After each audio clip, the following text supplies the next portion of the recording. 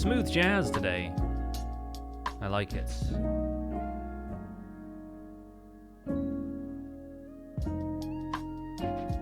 Hey, Jade, thank you for kicking off that hype train. Nixcraft as well with the 14 months.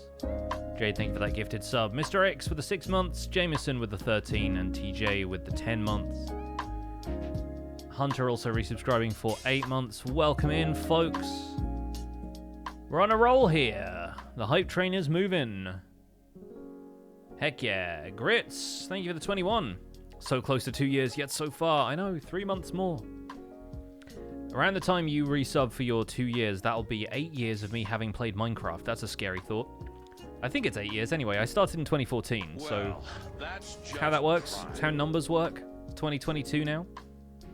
0-0 with the 2 months. Thank you so much for resubscribing for your 2nd month. It's the first month for Sensitive 88. Thank you so much for a brand new tier 1 sub to the channel. And Wailing Emu, thank you for the 7 months of Prime. Level 1 complete on the hype train already. And Nixcraft coming in with the 200 bits to kick off level 2. Jazz is pretty jazzy, so I've heard.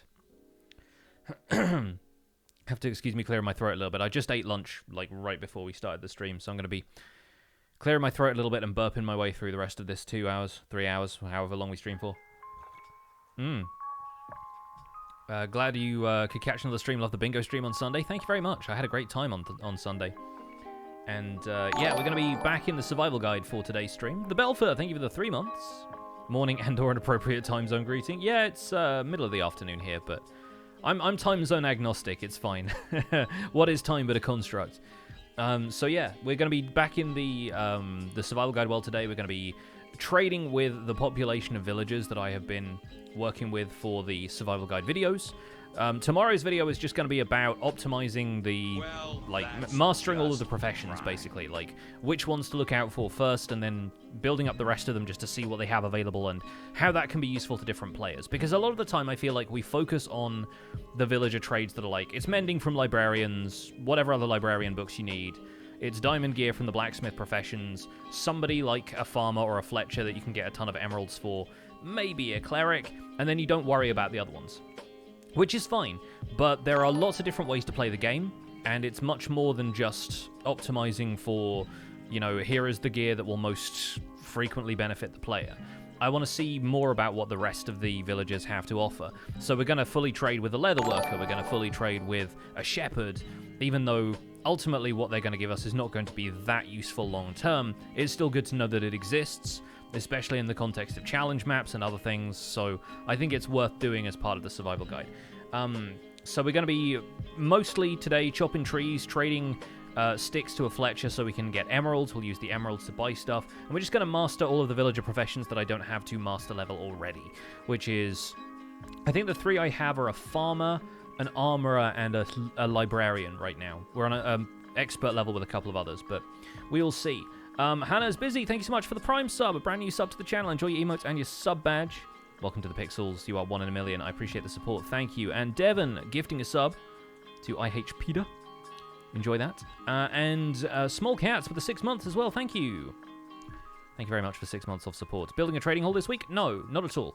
I prefer to take a more broad approach to establishing mechanics like this instead of just going to the most efficient routes. And I understand that the purpose of a trading hall a lot of the time is to keep villagers safe, but I don't want to give anybody the impression that that is just the way things are done and that's the only way you can do things, which I think is a problem with a lot of trading hall designs and stuff like that. I feel like a lot of the time people end up going for that and then everyone goes, oh, okay, I have to do it that way because that's just the best way of doing it. Like, not the approach I want to take with Survival Guide at all. So we're not going to go for, like, today's video was all about villager breeding. I'm not going to build an infinite villager breeder in that episode, right? I'm going to talk much more about, like, the basic mechanics of stuff and then talk about how we can use those mechanics to our advantage so that you have the foundation required to understand why a villager breeder works later and why a trading hall is a good idea later. That's the plan, at least. Hunter, thank you for 3,500 bits. I couldn't even say the number because I was like, wow, that's a big number. Thank you very much, Hunter. Really appreciate that. Oh my goodness. Anyway, yeah, let's get into it. Let's do some Minecraft. Like I said, today is mostly going to be a Choppin' Tuesday, so we're going to be chatting, we're going to be chopping trees, we're going to be trading with these villagers. We're not going to do too much in the way of, you know, exciting exploration times. I did, however, in the episode that's going to come out tomorrow, I found the coolest dripstone cave. And it's in this area. It's like over there somewhere. So in future, when we end up doing a dripstone cave base, I am very excited to return to that dripstone cave because we are definitely going to build something there. It's wild. Like, it's the platonic ideal of a dripstone cave. It's very, very good. So let's get chopping. We got some trees over here, and I need to take them down. Hopefully the music is an okay volume for everybody. Let me know if I need to adjust that at all. Is this Java? Yes. The Survival Guide is a Java Edition world, and will be for the foreseeable future. Lowfat with the 10 months. Thank you for the 10 months, Lowfat. And thank you, everyone, for the hype train. Hope you all enjoy those special emotes. Killed the Ender Dragon in episode 23 of Season 1, but it took almost 4 months. What? I don't think we were doing, like, an episode a day at that stage, right? Or was I still making decidedly vanilla at that point? I can never remember the point at which I started making daily Survival Guide videos.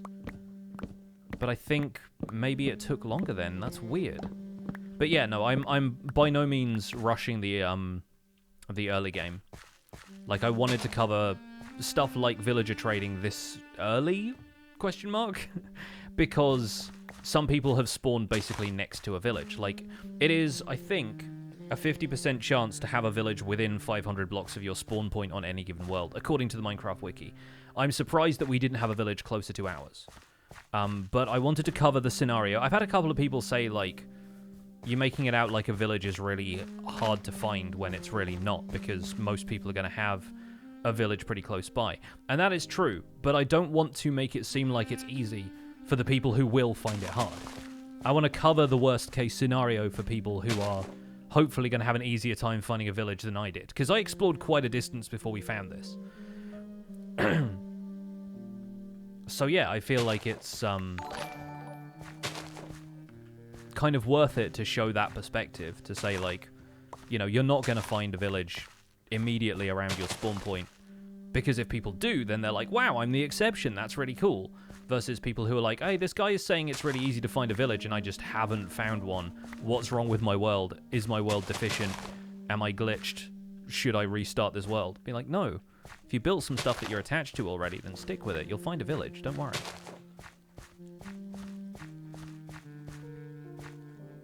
Finding those villages is... It'll either be very easy or very hard, depending on the biomes you spawn around. Yeah, that too. I mean, you know, you start with a Badlands spawn, then, you know, look for a desert, look for a savanna, but you're not going to find a village where you started. If you have, like, Badlands terrain around you for 500 blocks in every direction. Man, it got real jazzy. This is still the chill station. It's just apparently gone for a jazz angle, and I'm honestly not complaining. Badlands spawn isn't possible. I think you'll find it is. I think you'll find it is. Especially in 1.18, like, a lot of that stuff has been moved around because the game just looks for a solid block to spawn you on around some of these biomes. And in some cases, it spawns you inside a block of powder snow, which is a bug. It's on the bug tracker. But, yeah, when I started up a test world just so I could fly around and take pictures of villages for the episode I did the other day, I was inside a powder snow block on spawn. And so I'm kind of happy that I only loaded that world up for test purposes. Unbreaking 2 bow? Hey, not bad.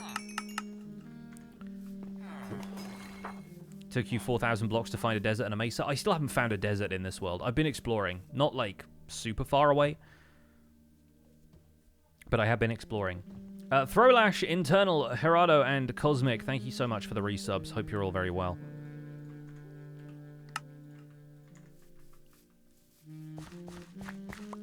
Your first toolsmith gave you a Fortune 3 pick. Very nice. Love a toolsmith who's just going to be a bro and give you the best tools in the game. Throw the seeds further away. We don't need them.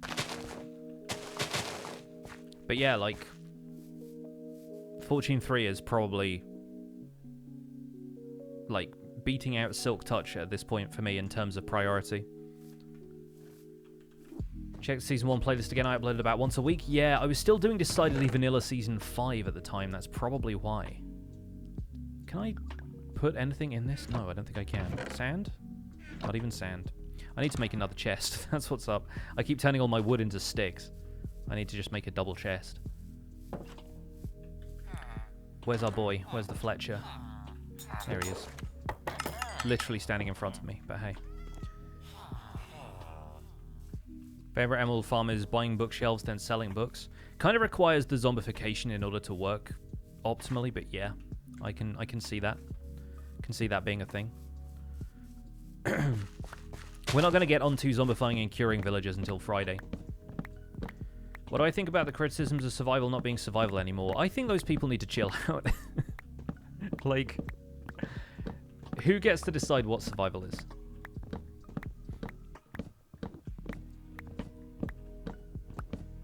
Can't wait till we find a deep dark biome in survival guide. That'll have to wait until 119, but yeah, I'm looking forward to exploring the deep dark. I have so much content planned, not necessarily like specific episodes for specific things, but I have so many ideas written down for like, here's what we can do in upcoming episodes, that I think they're all probably going to last until at least 1.19, if not beyond. Because there's going to be some larger projects in there, obviously. It's easy enough to write, like, make an Ocean Monument Guardian farm, but that'll probably be a couple of episodes worth of work, depending on how we build it. Am I excited for the new frogs? I am. I love the frogs. I think they're really well animated. I think they look like a really cute creature. The froglight thing is really fun. If you want more of my opinion about froglights, then check out yesterday's episode of the Spawn Chunks podcast. Because that was a long discussion about froglights and what makes them a good mechanic and whether we can expect future mechanics to be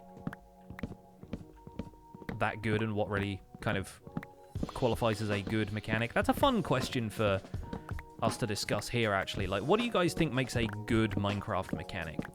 Like, what about a feature sells you on it being a good addition to Minecraft?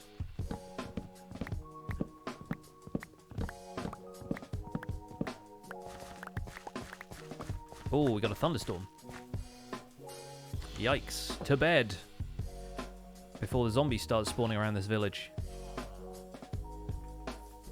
Yeah, I need to probably keep a bit of a lookout here. We are still playing on normal difficulty here, so I am slightly concerned.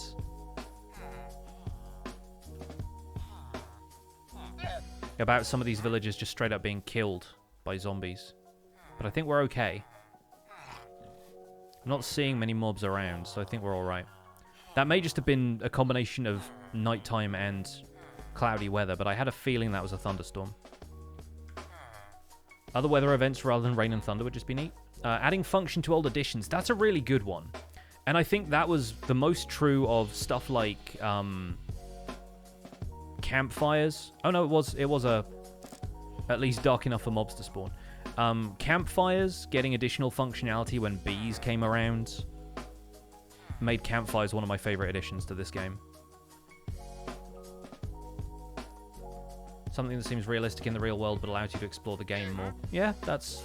Realism is an interesting one, because I don't know if it should be a priority. I've had so many wandering traders around here, by the way. Like, one turns up basically as soon as another one leaves. It's really interesting. I'm kind of surprised. Like, I don't think they're supposed to show up more around villages, but just hanging around here, I've had a wandering trader every time I've looked around. Is it possible for you to subscribe with a Twitch Prime free sub if you've got it available? Yeah. Like, it's never not a possibility. Gonna grab the leads? No, I don't really need leads. I've got one attached to the mule here. I don't think we need another one.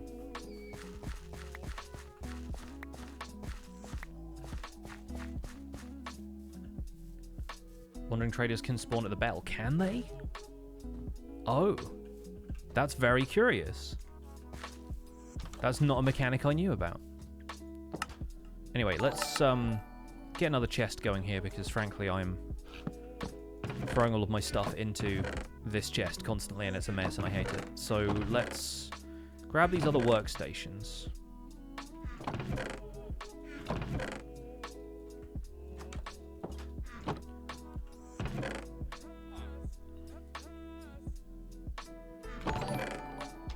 Got a couple of those. C-Dubs, thank you for gifting a sub. And Hunter, thank you for gifting a sub as well. OT, thank you for the 4 months. Will I make an automated iron farm this week? No. This week is going to be largely about the villagers themselves. But obviously, having done farms last week and villagers this week, we'll probably do an iron farm next week. I have at least mentioned the possibility of an iron farm being a thing, so we're going to give it a shot when we can, you know? Oh, I didn't really want you. I wanted the smoker. There we go. So we need to trade with the butcher, the shepherds. The toolsmith needs a little bit of an upgrade. The armorer is all done. The fisherman, we can give a little bit more coal to, or string, but honestly, just buying campfires is going to be worth it. The weaponsmith needs an upgrade. He's got good axes. The librarian is all good. Our Fletcher is going to be our main source of emeralds. We've also got the farmer. We could go back to spawn and get some melons from the farm there.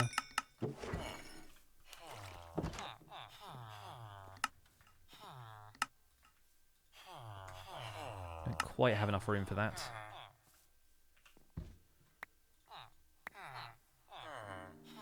Well, that's just prime. It sure is. RHP Gothbean, thank you so much for the 2 months. Hey, you refreshed? You sure you are? There we go. He's almost mastered. Which books is my librarian trading? A bit more about that in yesterday's episode, tomorrow's episode, not yesterday's, gosh. Time travel and watch yesterday's episode. No, there's some good ones in there. Looting 3 is the best one.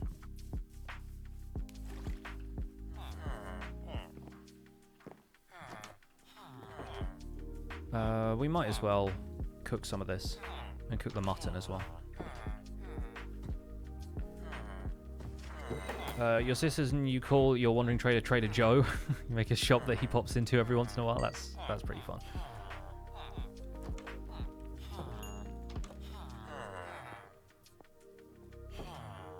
Is it already January 13th on the south coast? It might be. Alright, he's locked up for today. I might go and kill some cows in the area as well, just for a little bit of stake in the fact that I now have looting 3 on my sword, thanks to that librarian. So, yeah, we can get a bit more leather for the leather worker trades. And I presume there are going to be a reasonable amount of cows in this area, since it's a savanna.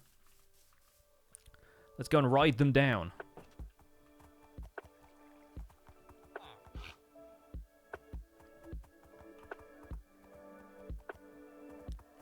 I don't know if there is a an aspect of mules, horses, or donkeys that leads to them doing the giddy up thing. Oh, there's a pillager outpost over there. I'd not seen that. Interesting. I know Blast Furnace and Smoker give half the XP from regular Furnace. I did not know that because it's not true. What if I didn't find that mending villager in Season 1? Then I would have probably just kept looking.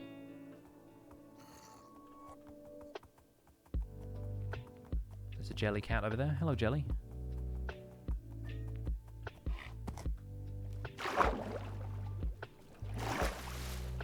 Come this way, you. We don't have a mending villager yet, no. That's probably going to be the focus of Thursday's episode. Is covering the trades that we didn't get this time around.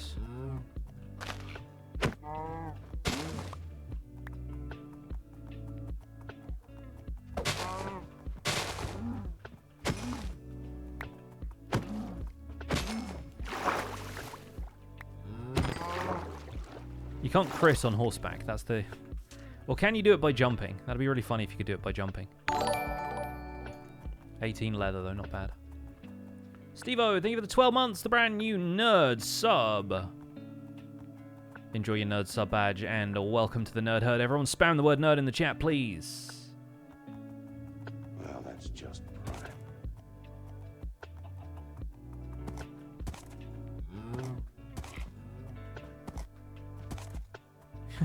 Can I... I don't think that's a crit. I don't think that is a crit. Well, that's just prime.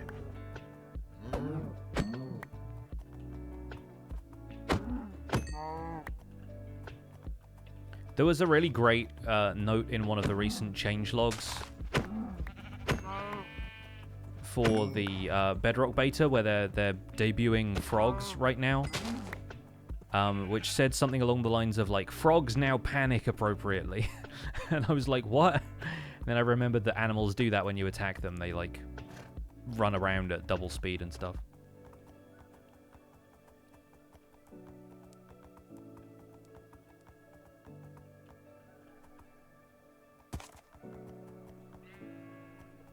If I consider making a video on block palettes, you get a bit overwhelmed with all the new 118 blocks. We'll do stuff like that in future, but I always feel like it's of limited use because so much of building is more subtle than that.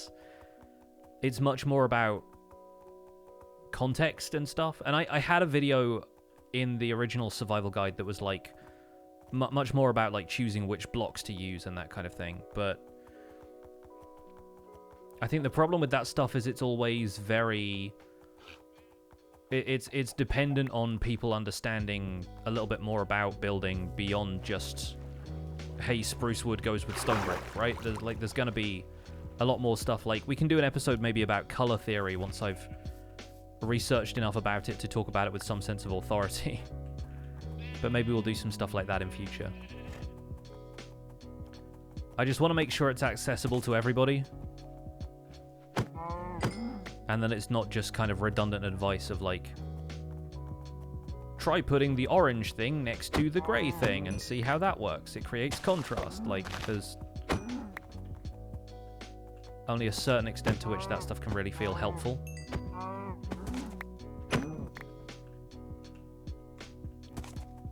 Do I think I'll end up remaking old videos from Season 1? According to some people, that's already what I've been doing.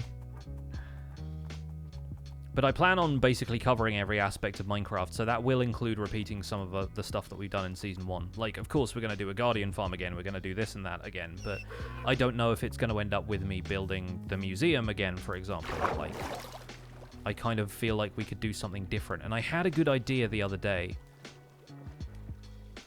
and now it has completely left me. Oh, that was it. It's come back, because it was a good idea. Somebody, maybe on Twitter or something like that, said that these videos were something like Minecraft School or Minecraft University. So I'm wondering if instead of a museum this time, we make something that's a bit more like an institution of learning. I mean, a museum is one of those anyway, but like more like a school kind of build or a university or something like that. And that can be a kind of fun approach to take to having a bunch of stuff in one place, but not necessarily feeling like we have to include everything. But then we wouldn't have to, yeah, we could set things up slightly differently. I don't know. There's some fun ideas there. We can workshop it later. This is the toolsmith, yeah? Or is he the... Oh, he is the leather worker. Okay, cool. We're going to trade with him a bunch. So we can buy leather caps, or we can trade... There's a lot of people trading flint, which I'm actually okay with because I got a fortune shovel. And so I can use this to, like, wear down the fortune shovel. Maybe we'll do a little bit of caving up there somewhere, and we can find some patches of gravel to just massacre for flint. The School of Rifts. Yeah. The School of Hard Blocks.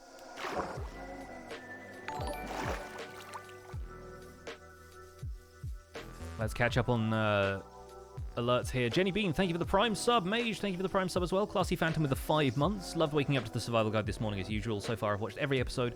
My wife and I have been loving it. 5 months, here's to lots more. Indeed. Indeed. And C-Dubs, thank you for gifting that sub as well.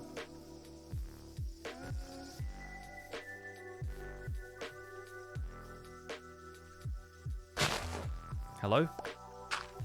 My computer just stopped me mid-run to inform me that new game-ready drivers were available for my graphics card. Thank you for that. Good thing I wasn't falling in lava at the time. Love it when overlays completely lose my focus in what I was doing. Here we go. Big patch of gravel. Gonna turn it all into flint.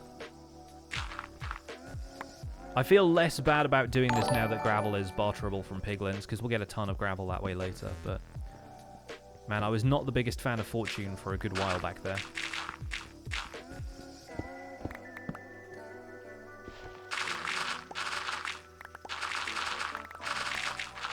Then again, when am I going to come back to these Savannah Mountains?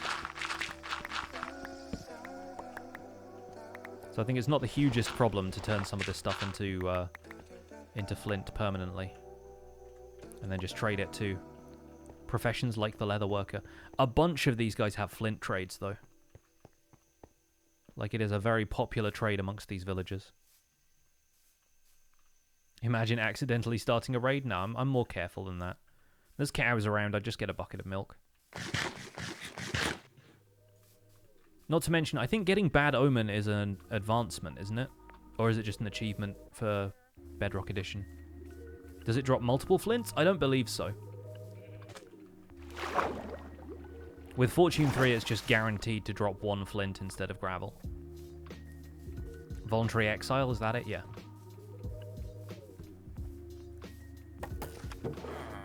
Because I don't think it appears here anywhere. Because it wouldn't be in Husbandry. It's in Adventure, but it seems to be one of those things that you discover kind of on your own. Right? Unless I'm just missing it somewhere. It says, summon an Iron Golem to help defend a village. And then there's villager-related things here, but there's no pillager stuff aside from the crossbow. Have I died in this world yet? I have not, no. Haven't really put myself in many positions where I could die too easily. Leatherworkers in here.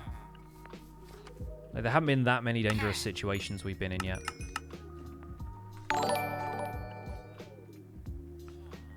Still an apprentice. There we go, journeyman. And rabbit hide now. Or we can buy a very... Like, look at this.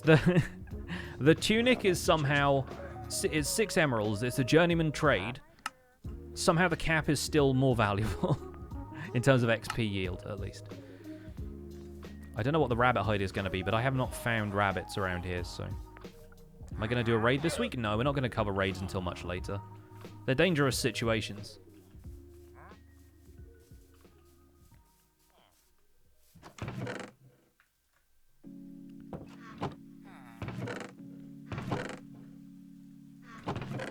We'll take these.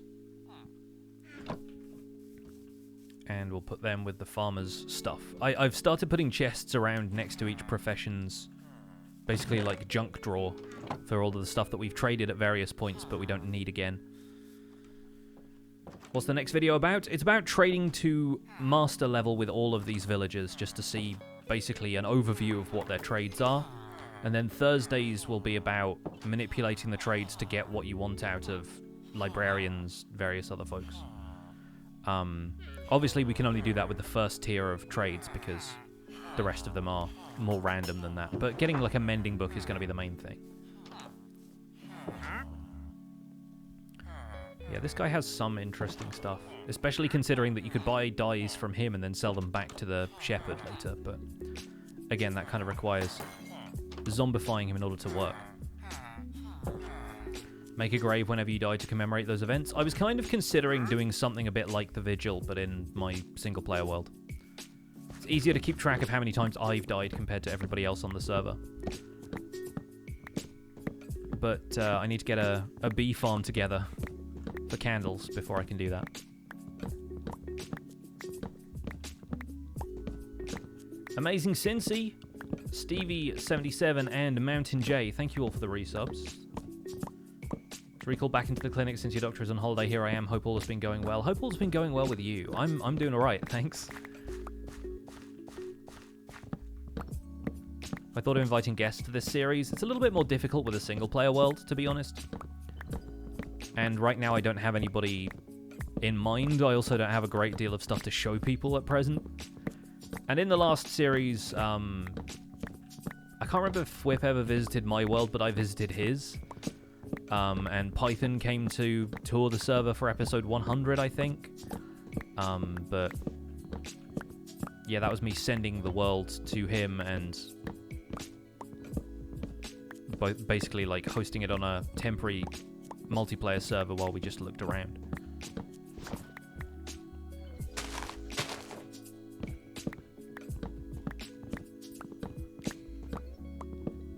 Will I make a netherite beacon again? I'm at least going to do a tier 1 netherite beacon to prove that it is possible to use netherite blocks for that, but I don't know if I'll go for the full netherite beacon again. We'll probably end up doing some netherite mining streams just because we'll maybe like build with netherite blocks a bit more and it'll be kind of fun to have them as a building material. If not with the netherite blocks, like the full blocks of netherite ingots, at least with some ancient debris. Because that'll be pretty fun.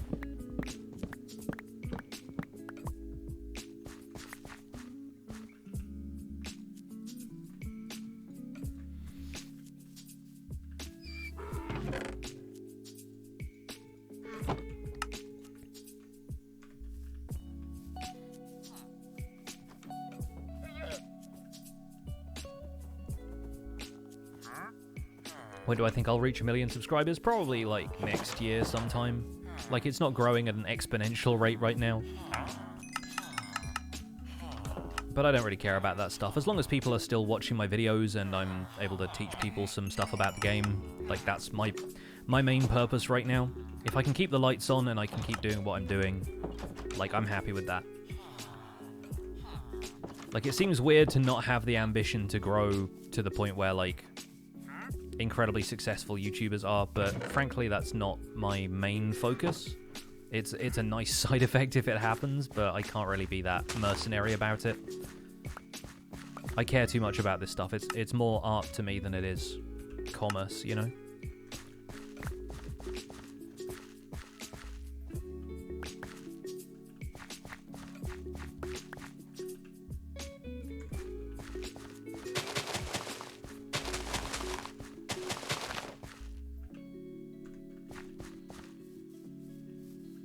What's my final objective with this world? It's very difficult to say because I don't have a final sort of end date in mind for this season of the guide.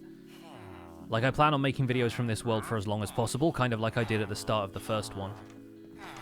We might end up doing something like the museum from the last world, but like I said earlier, we might end up making, like, a different style of build, like it's Minecraft University or something like that, right? But, yeah, I don't have any kind of major plans for that. I want to build a base in every biome. Like, I'd like to have some kind of builds in every biome in the world.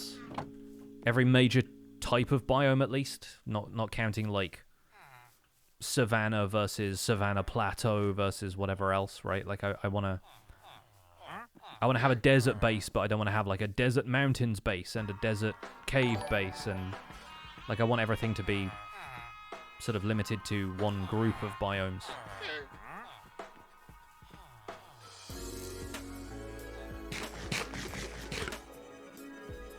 Asked, thank you for the 11 months. The main biomes, yeah. So, like, right now, spawn is in a birch forest, so I wouldn't want to go and find, like, a different birch forest. And biomes kind of work differently in 1.18 anyway, so there's no more, like, modified jungle edge delta or whatever it is, you know, like this. it's much more about, like, the biome over the shape of the terrain. Despite which, in adventuring time, there's 50 biomes now, and we've only found 19 of those. Probably because I haven't found a desert yet. Do I think I'll ever look into doing Sidecraft level of Minecraft mechanics and Redstone/farms? Because a lot of what Sidecraft does is really scaled for multiplayer, I doubt it. But then again, the Sidecraft folks are capable of doing very compact and, like, straightforward farm designs. So, like, I'm not going to be making like World Eater kind of style things, but I'm gonna be probably carpet bombing out a couple of perimeters to do some fun stuff. Like I'm not planning on building a quarry that's gonna be a series of slime block flying machines that would tax my computer that much. Like it's not really gonna work that way for me.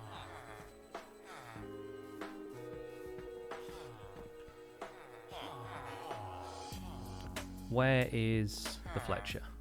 Alright, he's still not trading. What have you got? Yeah, I might end up just buying a bunch of campfires. Weaponsmith's got some good trades. Still not super convinced by the shepherds, but we'll probably go and grab some. I've got some white wool in here. I feel like out of all of them, the shepherd is the one I'd want to zombify first, because the wool trade is just not all that great. But then again, we could have an automatic sheep farm to supply that, and then it wouldn't be a problem, right?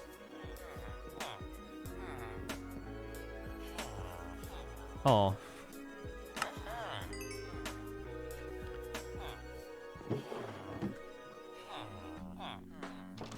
What advice would I give about finding a good seed? Work out what feels good for you.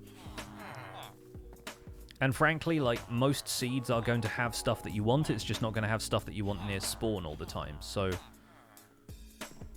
consider that maybe if you haven't found something good at spawn, are you willing to go looking for it?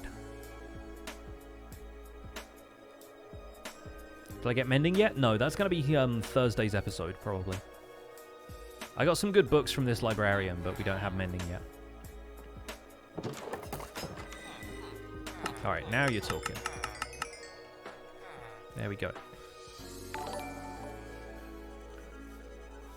Phenom Kagogo, thank you so much for the 10 months. Just went from watching the old videos to watching the real McCoy. It's fun to hear people catching up. You didn't have to watch all of those old videos, but I'm glad you did. Hope you learned something from those. I think the main thing to learn from them now is that, like, Minecraft used to feel a little different.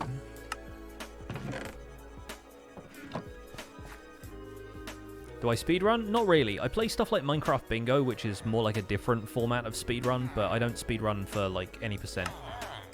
Beat the dragon kind of speedrun. Not really my scene, you know? We've done some stuff that's like it. Like, I've been in Clash of the Creators doing kind of competitive advancement hunting stuff, but I never really go in for the speedrunning style of things. Alright, you've got... Ooh, I'm breaking 2 Luck of the Sea 1. Not bad. Go kill some salmon in the river here as well, I guess. Where do we play Minecraft Bingo? You can download the world with the data pack from 99's GitHub page. If you do !bingo in the chat, there will be a link to that. It's hilarious just killing individual salmon when I've got a decent amount stored in the barrels back at my house, but that involves going back through the nether, and it's a bit of a pain right now. Don't really feel like doing that.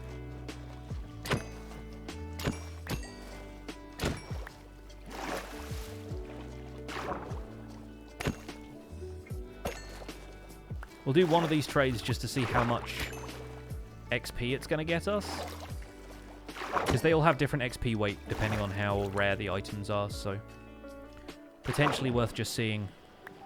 Does a ton of raw salmon get us a ton of XP, or is it just middle of the road?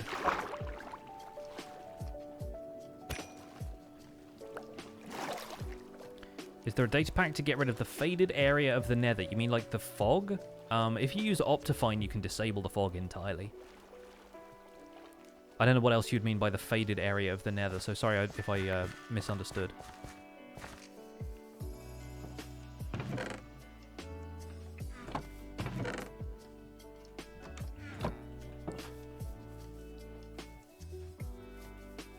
Wonder why we can't breed fish?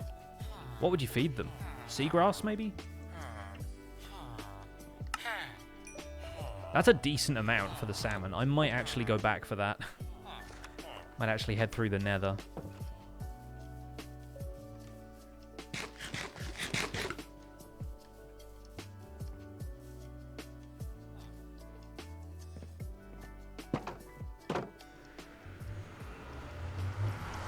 Followed Season 1's Villager Breeder and was wondering why I wasn't working with all the doors. Yeah, that's why I make the Survival Guide Season 2. A lot of people are like, why are you making the same videos over and over again? I'm like, because all the mechanics have changed since my first videos. Not all of them, obviously, but... Why not go on Viola? This tunnel doesn't have enough headroom, and right now my pickaxes don't have mending, so I don't really want to dig this entire thing out 3 blocks high. Am I stocking up on XP for a particular reason? Mainly because I don't have any other enchanting to do right now, but we're just trading diamond gear from all of these villagers, so chances are I can do some more enchanting with that. I just don't see any need to spend it unnecessarily, and I guess I could enchant some books in the meantime, but like, all of my gear right now is pretty well enchanted. I need a fortune... axe, maybe at some stage. Or would I need a fortune axe? I guess I probably want a silk touch axe. Do I have any resources or texture packs in this world? Right now I'm operating with lower shield, but that's only because I turned it on for bingo and forgot to turn it off again. And I don't want it to seem like my shield is changing heights mid-episode, so after the next episode I'll probably go back to using the regular resource pack until I want to introduce resource packs and we talk about lower shield. But that's the only thing I'm really interested in using. I don't have any resource packs, any data packs, intentionally. Fortune axe for what? You can't get looting on an axe, unfortunately. Fortune axe for tree chopping if you want to get a few extra saplings, for getting more mushrooms out of the giant mushrooms. I don't think there's much else that requires an axe to fortune, but, you know, if you want to chop stuff down that you can break with any tool, like glowstone or whatever, you know. Surprised no one called me out on the lower shield. Somebody did.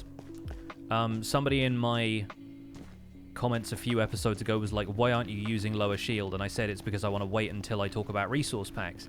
And then somebody in the last episode was like, hey, you said you weren't going to use lower shield and you are now. And it's the same guy. And I was like, all right, you're clearly paying attention to the height of my shield then. Fair play, I guess, but yeah, no, I mean, there's something to be said for keeping like the visual similarity going through each video, and that was genuinely a mistake. Like, I didn't mean to have lower shield on. I just left it on accidentally because I thought when I went from Minecraft Bingo back to Survival Guide, I thought it was just going to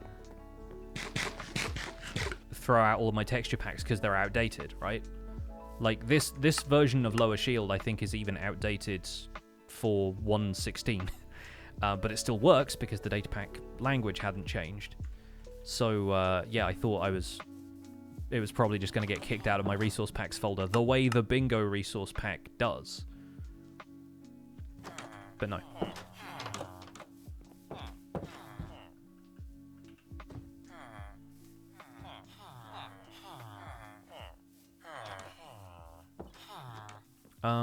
Where's the fisherman? I can't see him. There he is. That is pretty monumental XP for 13 fish, I gotta say. Well done, you. And now tropical fish. Okay, cool. So I should have brought some of those with me as well, but we'll get to those later. I can get them from my spider farm. Believe it or not. In fact, we could still trade salmon to him, as long as he'll still accept them as fodder. Where has he gone? I swear, his hat compared to the Fletcher's hat, I always get confused between the two. Yeah, that's still a lot of XP. All right, I'll take it. Thanks, man. Master Fisherman. He now sells me an acacia boat because he's in a savannah. And will also buy pufferfish from me, which is great because I have too many fish. Thought I set up multi-MC in a different folder for a different version. Not for bingo. For bingo, it's all installed on the same instance. The main reason I have anything on multi-MC is because of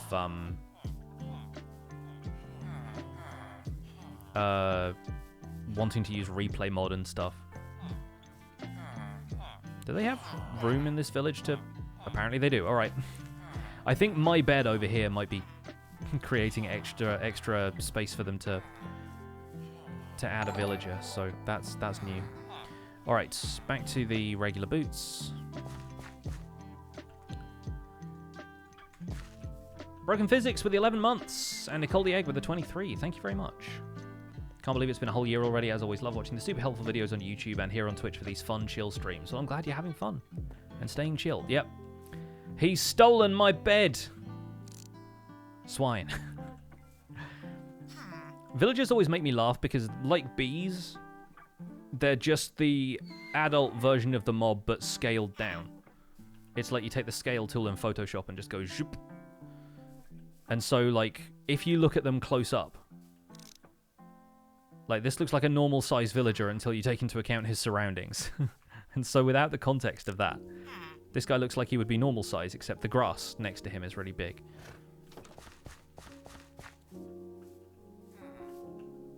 Oh, these young'uns. Well, that's just prime. I'm very happy about the campfire trade, actually. Metatron05, thank you for that brand new Prime sub. Enjoy your emotes and your sub badge. Welcome to the Pixels.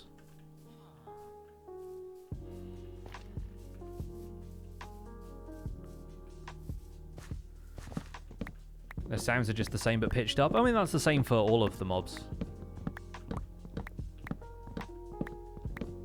But the villager noises, because they sound the most human out of everything, seems pretty funny. Jumping on the bed? Yeah, they do that. They do that. The random netherrack block? I know, it's just what I had on me at the time. I was not carrying around any dirt, and so I... Whenever you go to these savannah villages, the water sources are all broken out everywhere because the paths generate independently of the farms. So a lot of the time you find the areas are flooded, and in my case, the farmer was having difficulty getting to his workstation. So there's a couple of areas I blocked it off with netherrack just because it's what I had on me from digging out that massive tunnel in the nether.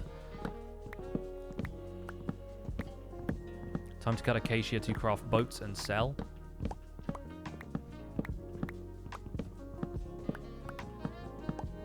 I honestly don't know if it's worth it farming acacia.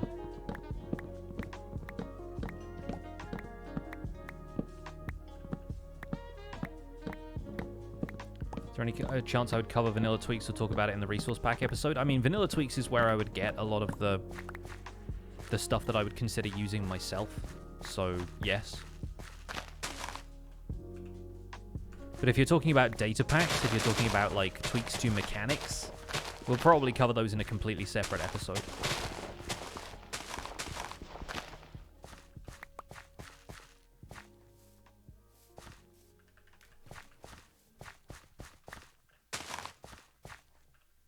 How long did the 303 questions video take to make, and could I expand on the annoying things I had to do for it? It took me all night. Like, I literally pulled an all-nighter editing that video. Which I could have done over several days, but I wanted to just get it done in one go. I mean, everything that I had to do for it is on screen in the video. Obviously, I had to go around the world finding examples of a lot of the stuff I was trying to demonstrate, which is why it took so long to make and why it took so long to edit. And probably why I will not do it again.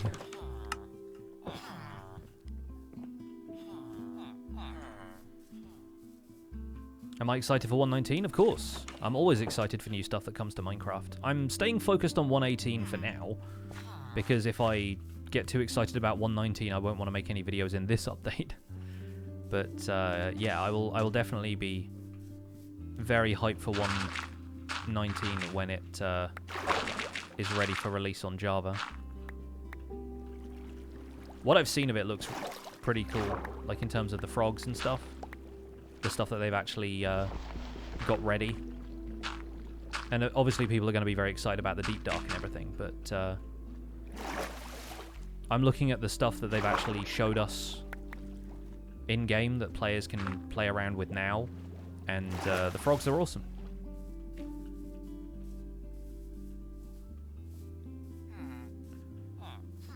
Can plant spruce saplings in rows continuously? I know, but if you plant them a block apart, they actually grow much faster. And it's not that much, like, effort to chop down 2 trees that are a block apart. Like, it's not a big deal. Will I include how to deal with more than one villager claiming the same workstation? It doesn't happen as much in Java Edition, and the Java Edition mechanics for that are more robust to the point where multiple villagers, it will typically be the more experienced villager that claims that workstation now. I think in 1.16 they made a few more refinements to it that worked much better than it did in raw 1.14. I don't know if that's going to be the case on Bedrock, unfortunately. But for the most part, yeah, we can look at that, but I have a feeling it's going to work a little bit more consistently than it used to. Villager breeder in the next video? No, we already did villager breeding today. I'm not going to build like a contraption that breeds villagers infinitely until much later. Until we have to start a village population somewhere else, probably, because we'll cover curing zombified villagers for discounts at the end of this week, but I think at some stage we're going to be starting our own village somewhere else. Maybe one closer to spawn if we want to deal with, like, you know, having mending villagers really near to our house and everything. But, yeah, we're not going to be making a villager breeder right away, because I mentioned this at the start of the stream, but for people who just kind of caught up, I like to cover some of the basic mechanics of this before we start doing, like, contraptions with a lot of them. The same way I covered basic crop farming for melons and pumpkins before making an automated farm, even though an automated farm is one of the really early things you can do. And honestly, it's just because I think it helps to know the base mechanics of it first before you learn about a more automated way of doing something and assume that that's just the way the game wants you to do it. I'm trying to cover the intended mechanics before I cover the developments the community have made that allow us to do this stuff much easier, if that makes sense. Tips on beating the Wither on hardcore? I mean, you're playing on hardcore, so I assume you're on Java. Dig a long tunnel, shoot the Wither from the end of it with a bow, and then get a smite sword for the second half. Honestly, like a 1-block long tunnel underground somewhere is the best defense against the Wither. Either that or just cheese it under the Bedrock portal in the end, assuming you fought the dragon already. But you don't need to fight the Wither the legit way. If you want to fight it on the surface in hardcore, then sure, but I don't have any advice for you in that sense, just like, good luck. Bring milk so that you can get rid of the Wither effects, bring lots of food, keep your health up, try not to die.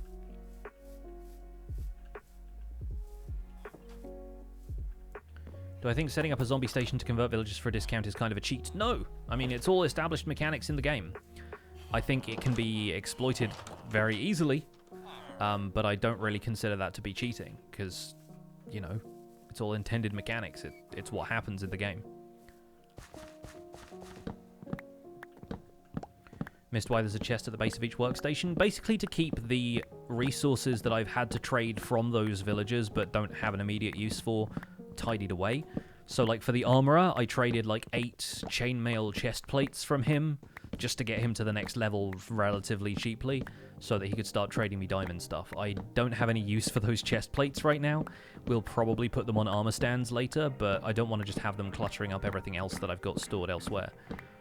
And I wanted to illustrate, like, this is what I've traded through in order to get to whatever the next tier is of trade for each of those villagers.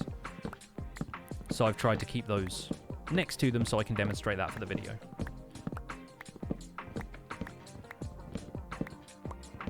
Do I know of a way to get Fortune 3 easier? I mean, keep re-rolling the enchantment table until Fortune 3 comes up on a pickaxe for you. Don't try and get it on a book super early, because basically every other enchantment in the game could show up on a book. So try and enchant pickaxes. And remember that you can enchant iron pickaxes, and Fortune 3 will still work, because the only thing you really need to mine with a diamond pickaxe is ancient debris, or obsidian and crying obsidian, but none of those things are necessary to Fortune.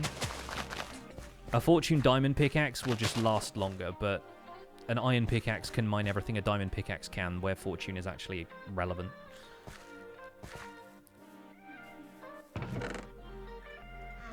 So if you want to enchant a iron pickaxe because it's cheaper to do that, to make an iron pickaxe in the first place, then start with that.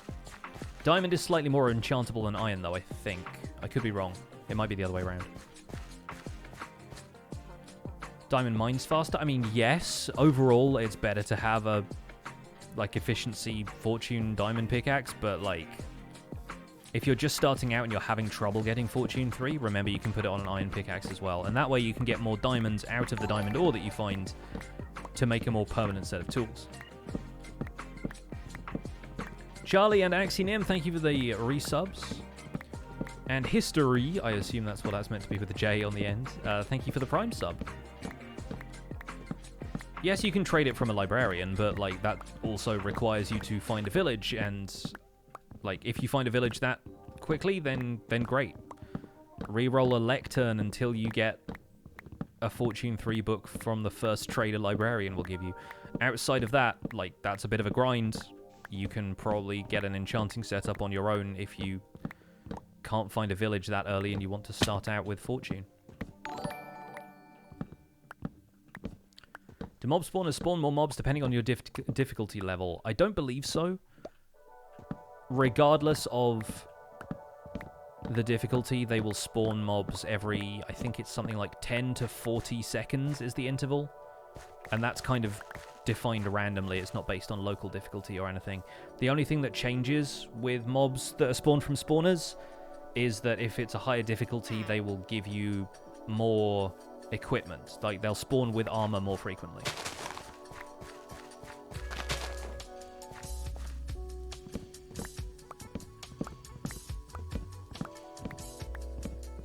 I think I heard you say iron tools get better enchantments than diamonds. I don't know if that's the case or if it's the other way around. Gold is the best enchantable thing. I think netherite is second best, and then I can't remember if it's iron and then diamond or diamond and then iron. But I've definitely had efficiency 4 come up on a pickaxe with an iron pickaxe, and then efficiency 3 comes up when I put the same pickaxe in the enchantment table, but it's a diamond pick.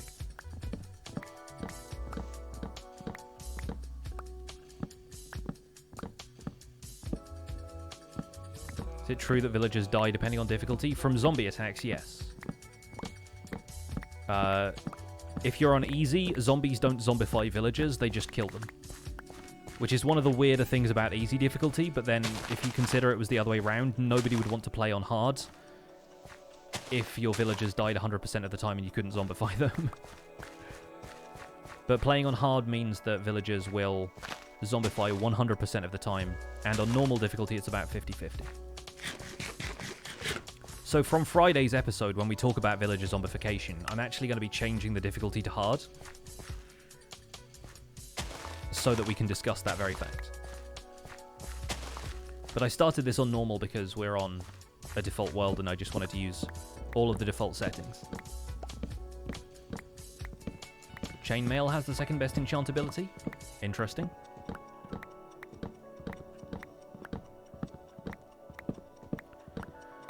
Do zombies spawned holding a tool like a sword and a shovel, etc. have different stats? And I don't think they have inherently different stats to the average random zombie, but if they're using a weapon, then that weapon's attack power gets added. Like, a zombie has a basic attack power that any unarmed zombie will be able to hit you for a certain amount of damage, and if they're holding a sword, where it says like 9.5 attack damage or whatever, that's added to the zombie's attack. So if a zombie is holding an iron sword, it will hit you for its usual base damage and the additional damage that an iron sword would do. Which is why iron sword zombies are lethal. It's why a zombie with a sharpness 5 diamond axe will one-shot villagers. Which is why people put them in their villager zombifying machines, contraptions.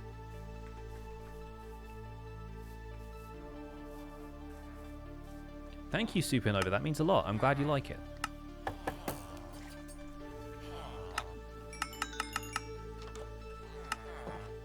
I've seen a lot of people saying that they really like the pace of this series, like I'm not rushing things, and like I really appreciate those people saying that.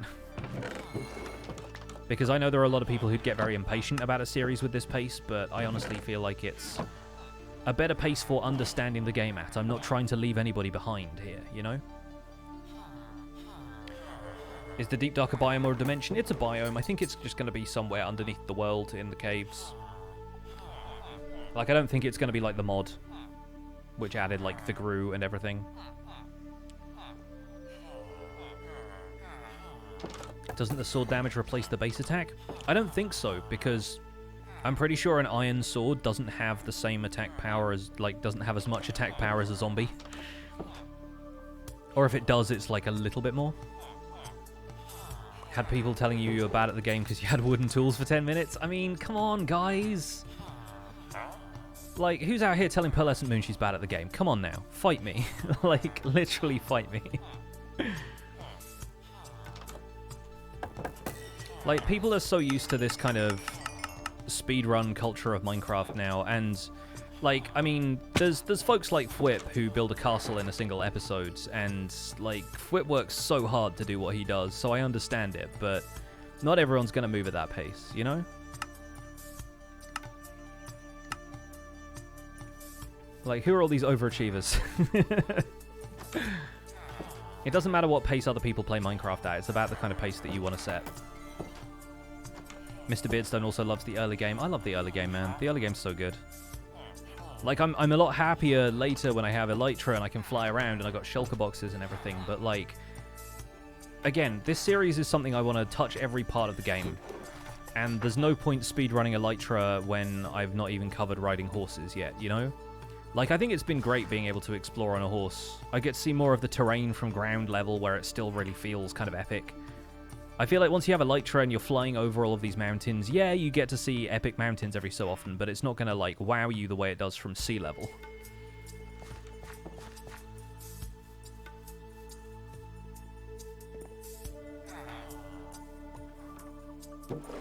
Have another Fletcher. I will recruit more villagers later. Right now I'm kind of focusing this episode on having one of every villager, and then the episode after that is like, okay, what do we need more of? What are we going to double up on? What's going to really turn this village to our advantage, right? So I know it's like, right now I'm just waiting for one guy to trade stuff and it's taking ages, but relax, it's going to be okay. And any wood that we don't end up trading to this Fletcher, we'll just take home and we'll use it for build projects. So not a concern right now. I'm also going to go and shear some sheep just so I can start trading with this shepherd again. I'm wondering how many iron golems we have around here as well. There's like at least 4. There's one on every corner of the village right now. There's probably a lot more than that. They wander off.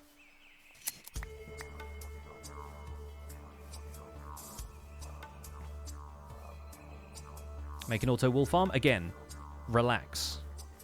Chill out. Patience. All of that stuff is stuff I'm going to cover in a YouTube video dedicated to it. I'm not going to just whip one up right here and right now.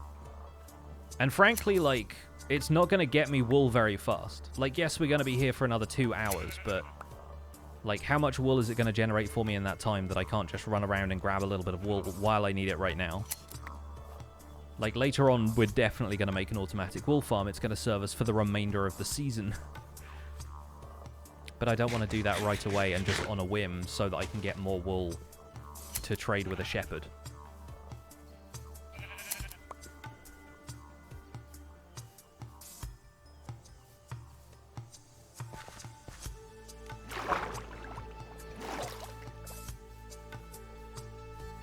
What's up, Psycho Killer? Welcome in.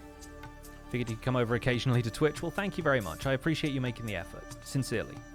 It's, always nice to see people showing up who aren't normally Twitch natives, and I'm entirely fine with people sticking around on YouTube if they just like the pace of YouTube better. But it's fun to do stuff here on Twitch occasionally.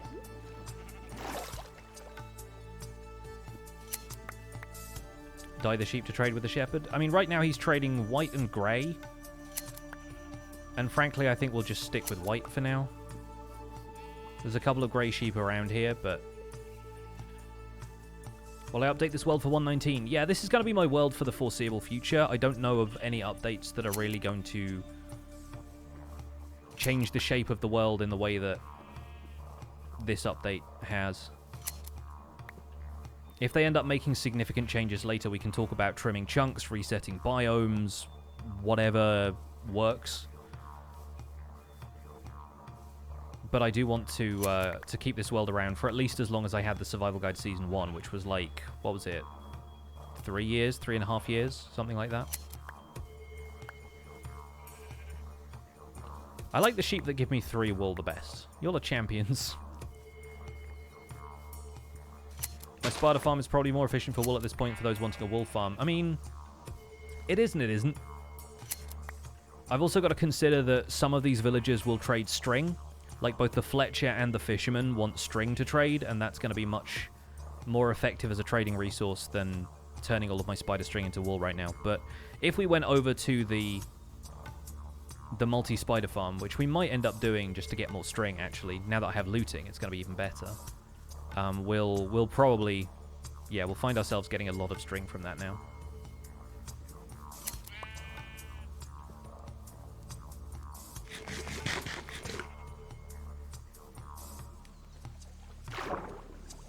It's a shame you can't put fortune and looting on shears.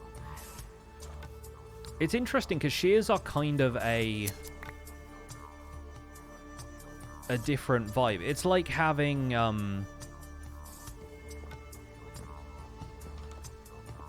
a right-click action for a tool.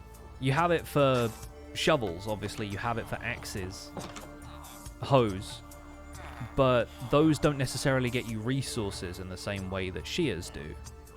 And so having fortune on shears, but not having the shears, like, technically mine something, I don't know. I'm not sure how that would work.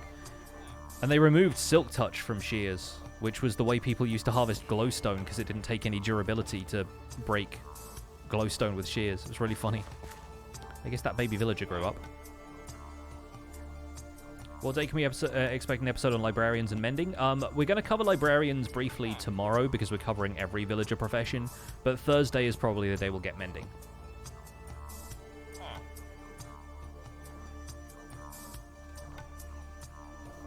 I never noticed until yesterday's survival guide episode that the cleric has a creeper face on the cape.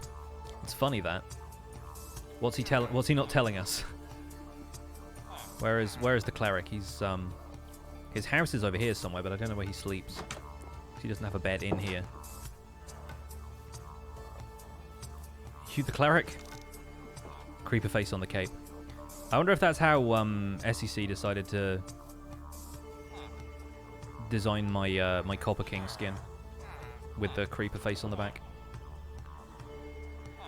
Shepherd, where are you? You're not the shepherd, you're the Fletcher. There's the shepherds. Hi, friend. Alright, we got one of those. What have you got next?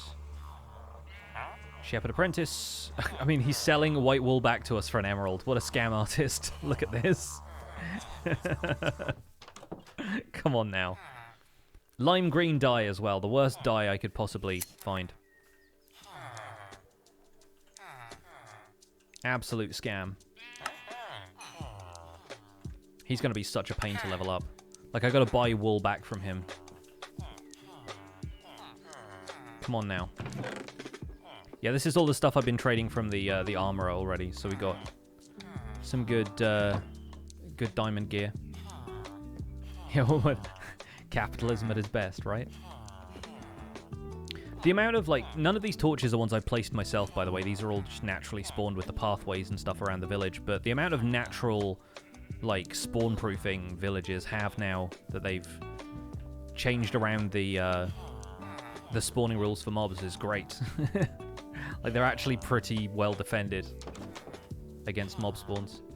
There's still patches like this, right? This isn't really close enough to any light sources, but there's one torch there that might light up until about, what, here?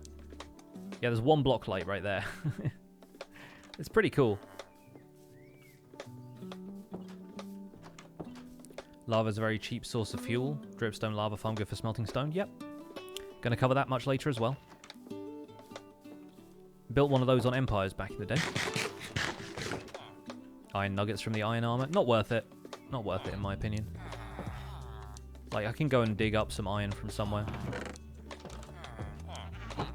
Like, yes, you can smelt it down if you absolutely want to use it, but, like, that's enough iron nuggets for one lantern. You know, it's not really worth the effort. Do I have clay villagers? We have one stonemason who will trade clay, yes. And I've traded with him a little bit so far. I think we're going to buy the wool just for the sake of, like, leveling him up, but this is a scam and I hate it.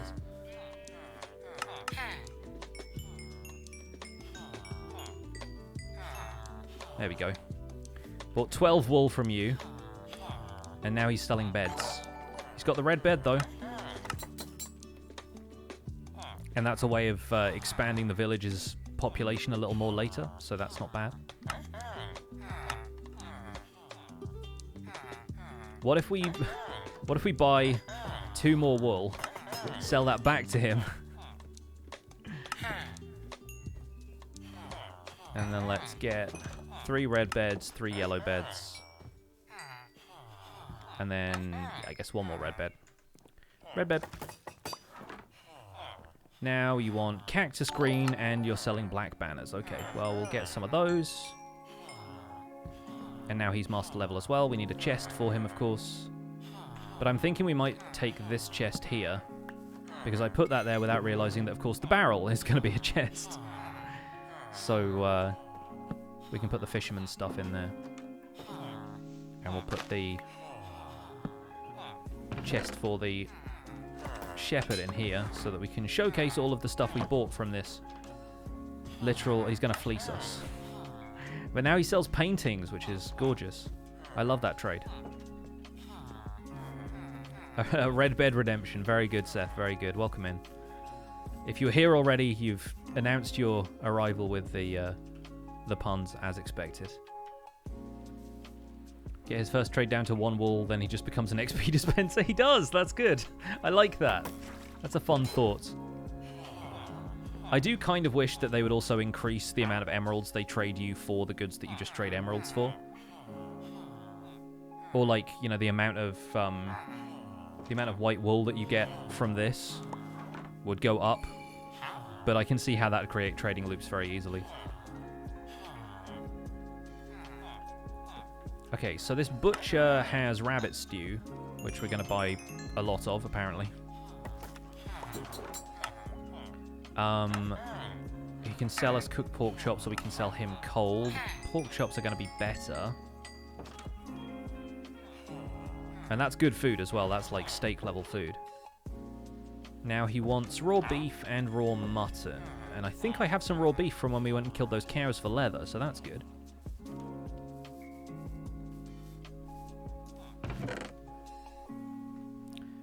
Let's craft a quick chest here.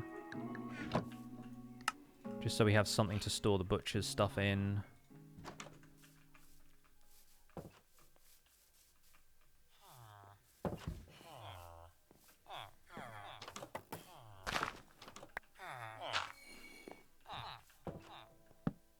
So we'll put that there. We'll throw all the rabbit stew in there, along with the pork chops, so that I can mention those in the episodes. Once again, this is all working towards tomorrow's survival guide episode, so I've done most of the work here.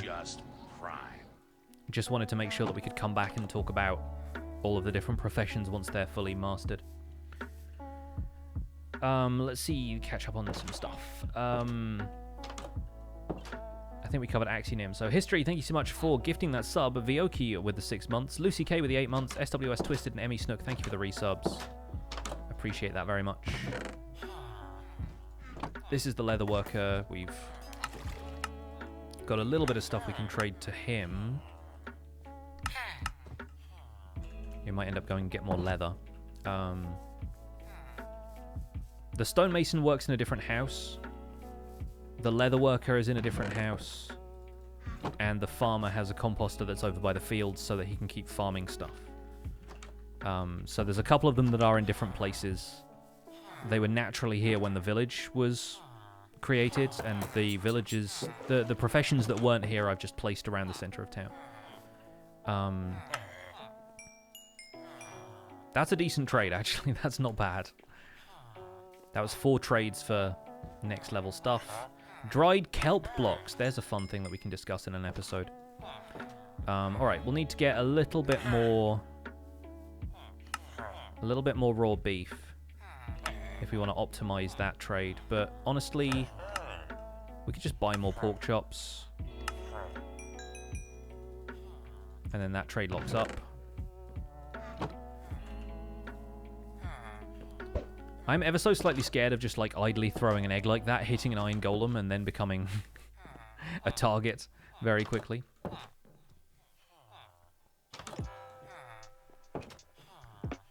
Yeah, 10 dried kelp blocks for an emerald is a lot. It's quite a lot. Like, if it was 10 dried kelp, I entirely understand, but I do like the fact that he asks for dried kelp blocks, though, because they look like seaweed parcels, and he does have the kind of the headband look going on, which makes him feel like a sushi chef to me. Will I make a tiered auto-smelting kelp-powered farm?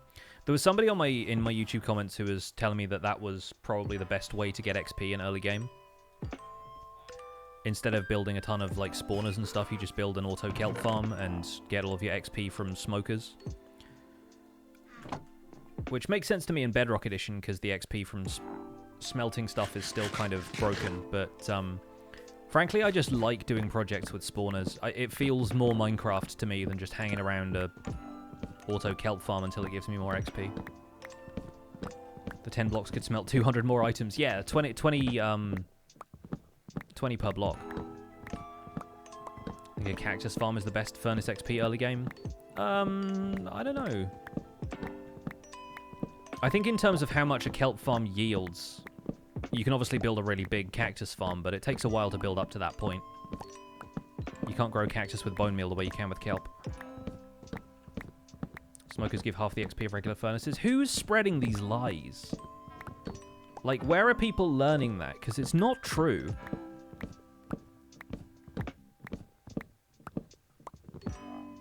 Smokers don't give XP on Bedrock right now, don't they? That's weird. But even then, furnaces, same thing. It's just time. Like, the only thing that changes is time.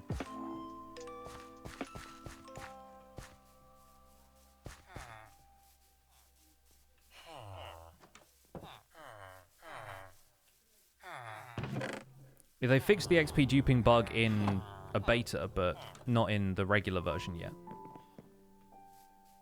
Not in, like, a full release version yet, right? They don't have a 118 patch that's not, like, on a beta track.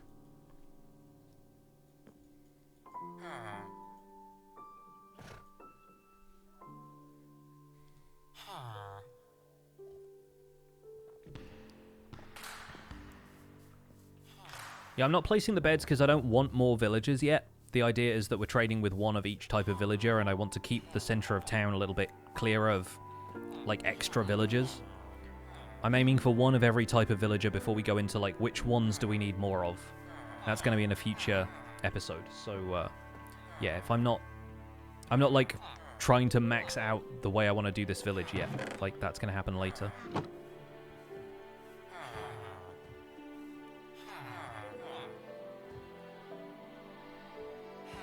Cactus gives 10 times more XP per smelted item than kelp. It does? I guess kelp, it's only smelting, like, one smallish item.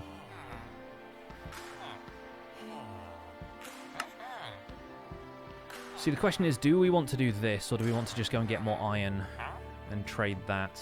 Because this is a good axe, but we just end up with a ton of diamond axes that way.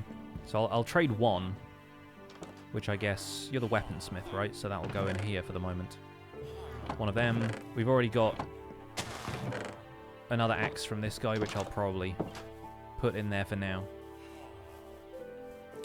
Is the plan to build up this village into something aesthetic eventually? Either this village or another village will do like a proper transformation project kind of thing. We'll turn it into a proper town, build a house for each profession, that kind of thing. But this is really just talking about the raw mechanics of stuff right now. It's not really focusing on making a village part of our building experience quite yet. Because I recognize that people aren't always going to want to focus on a village that much. People are going to want to know the basic mechanics of a village and then just leave again, or, you know, I don't want to assume that everyone's going to want to stick around through me building a house for every villager profession and do this for like 3 weeks. So I'm trying to get it done this week just to cover the basic mechanics, and then we can work some more interesting stuff in it later for people who want to be kinder to their villagers.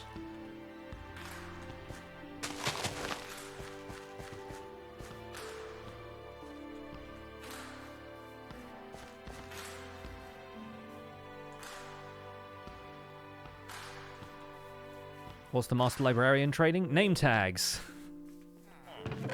But also some enchanted books. The best one he has is Looting 3. He doesn't have Mending yet at all. But we have Infinity, Riptide, Looting, and Blast Protection 3. Honestly, Looting for 12 emeralds, 10 with a discount right now, it was pretty good. I already got that for my sword, because I was like, yes, of course. 3 weeks, but you have to stream continuously? Yeah, no thanks. What do we need to do? We need to upgrade you again.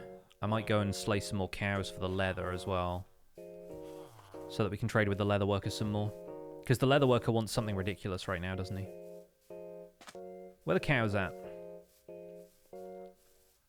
The cats are on patrol. There's a black cat at a village. They're a bit less common here. You usually get those around witch huts. One of my plans for next week's episodes, at least one of them is going to be an iron farm. We'll probably cover bees next week as well because of... We've already covered copper, but we haven't talked about how to wax copper, and then bee farming can be automated, and I honestly prefer automating it. So we'll spend at least one episode on bees. We'll spend a bit of time talking about iron farming. We might spend a bit of time going back to the nether. I haven't really talked about the fact that now we have silk touch, we can get stuff like grass blocks. And yeah, like we'll see. I've got a lot of ideas written up in a Google Doc that we could do, but I'm kind of playing it by ear in terms of like what suggests itself to me at this point. And there's a lot of stuff we can do for the progression of the game, like we could go looking for the stronghold, yada yada. Like, I don't want to rush the Ender Dragon fight. Like, last time it was episode 25, I feel like this time it's going to be closer to episode 50. Just because there's so much to do in the overworld.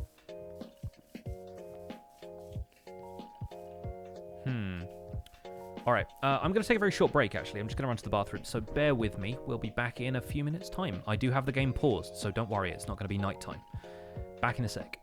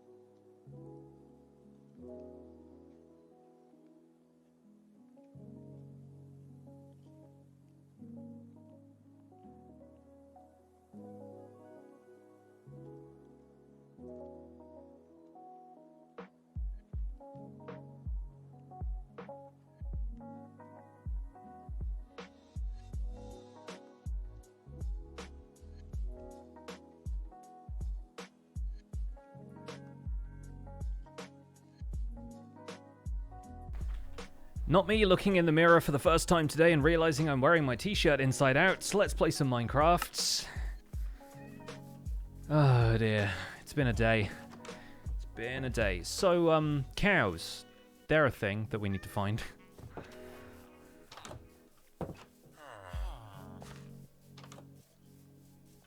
You having that day as well? Yeah.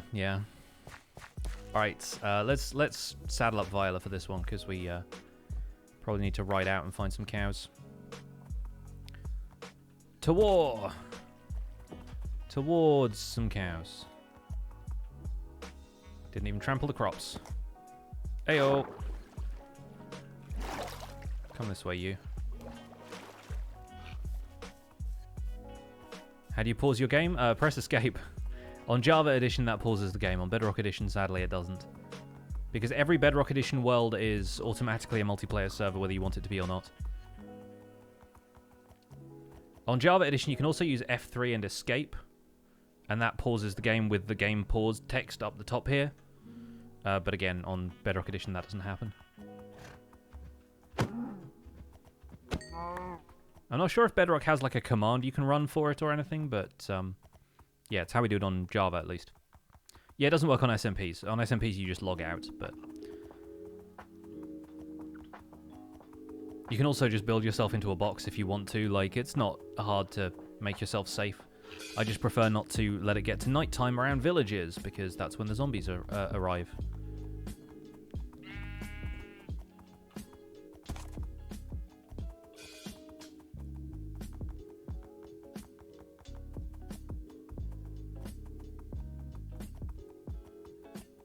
I do want to take a look around here to see if there's any mountain biomes. There's some amazing caves.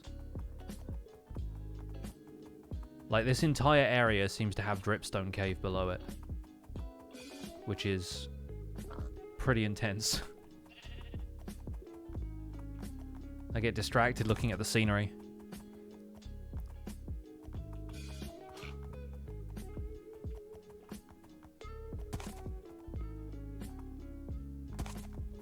But, like, if I wanted to go mining copper, look at this. It's everywhere. It's there, it's there, it's there. We already have a huge vein of copper, and I'm like, more copper. All this savanna, you'd think there'd be a desert somewhere around. Yeah, right? Let's go up this hill and see if there's a desert on the other side of this. Apologies to anyone who gets motion sick, because this is a lot. Hey, llamas. 127. We might start getting some better iron spawning up here.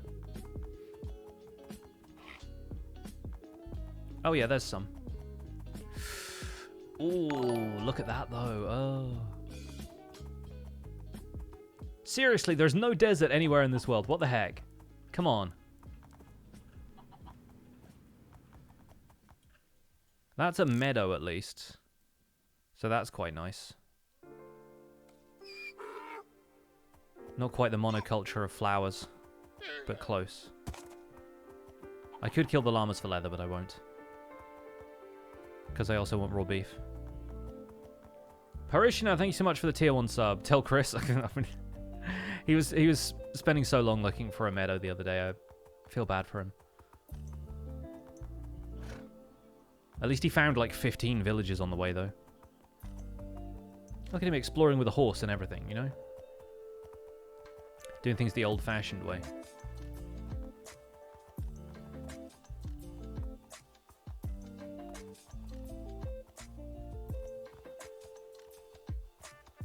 That's all peonies. I thought those were cows. It's like something with kind of light patches. Wait. Not everything like that is a cow. There's a cow over here by this cave entrance. Is it a cave cow?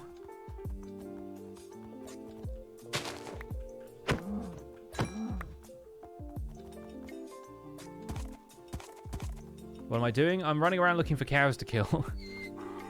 Which is not the most effective use of my time, but hey, it's a Choppin' Tuesday. Is it a cow? Is it a flower? It's a cower! It will cower before my sword.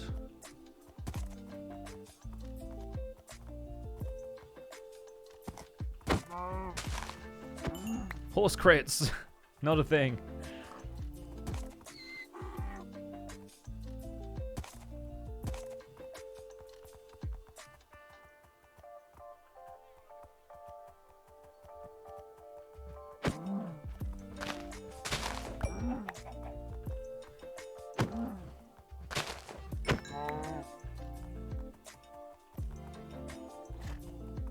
Chopping cows instead of trees. Yep. Need to get back to the village before it gets too dark. Luckily, there's some pretty obvious signposting for where the village is now.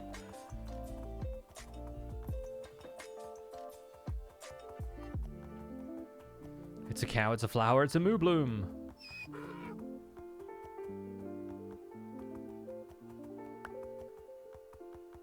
Picking up all the eggs as we go. Kind of made it back.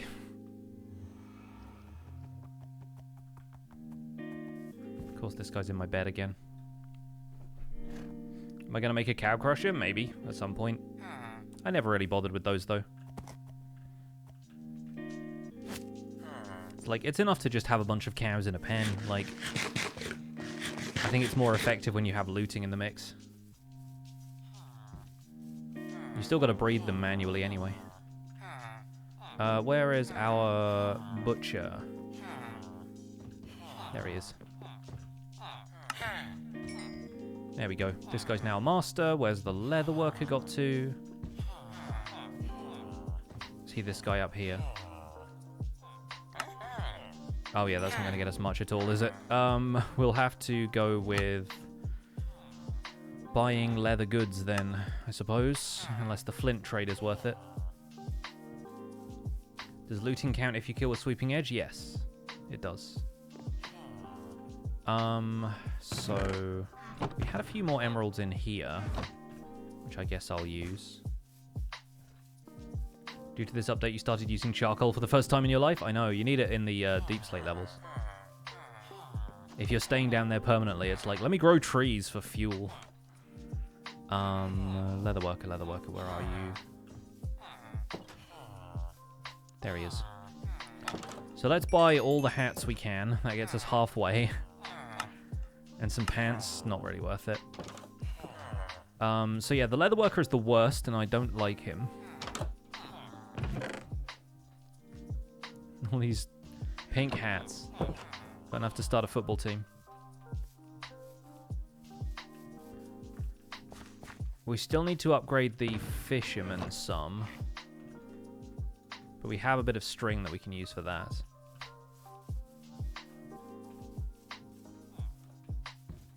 Or are we done with the fisherman?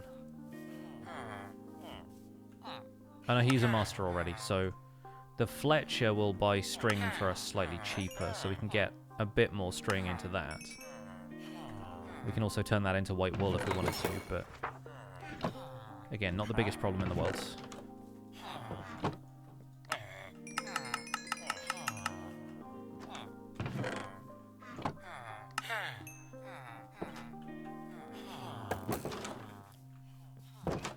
And now we go back to this guy, who can barely get in his own house. And we give him all our money. The hat is still probably the best one. I think the rabbit hide might actually work better, but I don't know where I can find rabbits yet, so... This is ludicrous. Giving this man all our money for cheap pink hats. But then at least we can talk about, like, removing the dye from them and stuff. Arrows of Swiftness, interesting from the Fletcher. I hadn't looked at that yet, actually.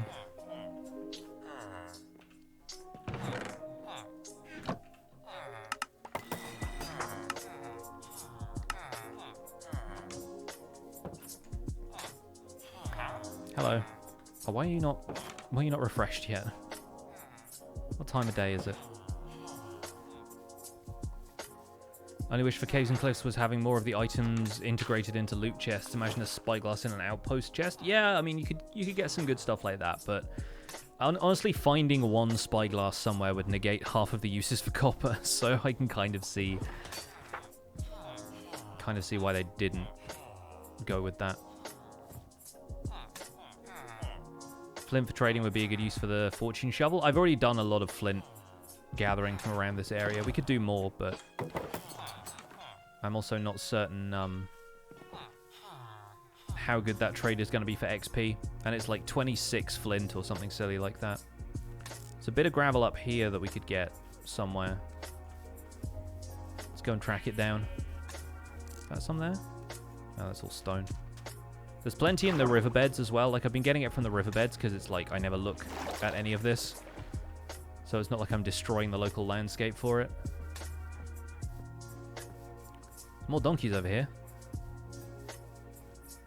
Do we have any veins of gravel in here?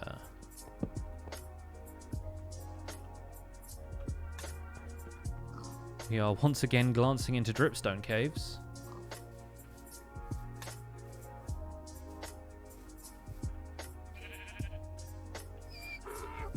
Just one block of gravel would be a start. Funny how gravel is never there when you want it.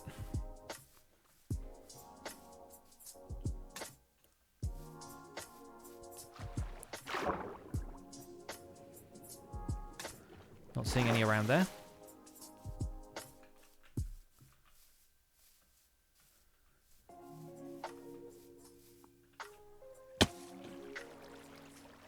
Oh, there's some.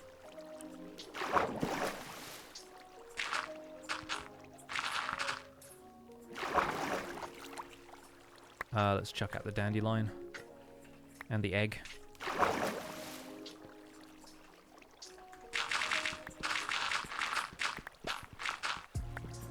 Hey, a bit more iron too.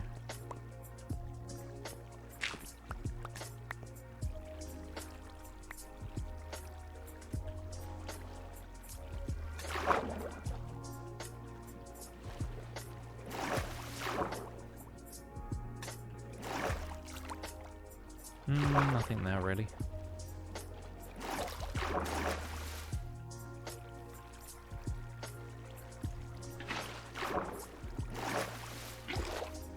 Alright. We'll wander up into this cave and see if there's any more gravel here. This is going to be mostly dripstone. There's another patch right there.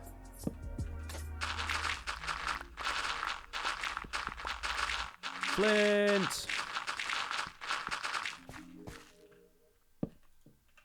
Alright, that's been a moderate success.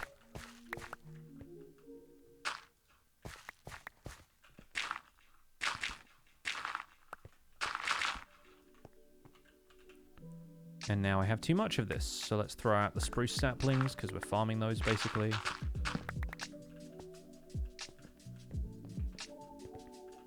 Okay. That should be enough to trade with our friend the leather worker.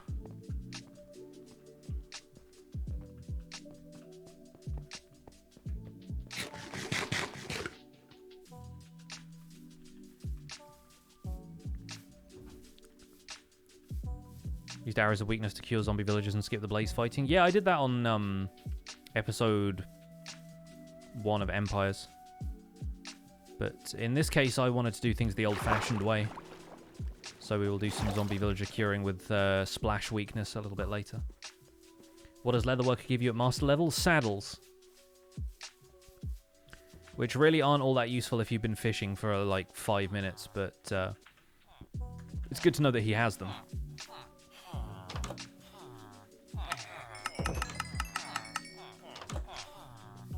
Where's our man? Where is he? Cartographer. We haven't really traded with you either. Okay, so the flint trade is still pretty solid. I'll give you that. So he's now trading us leather horse armor, and the flint trade is still good.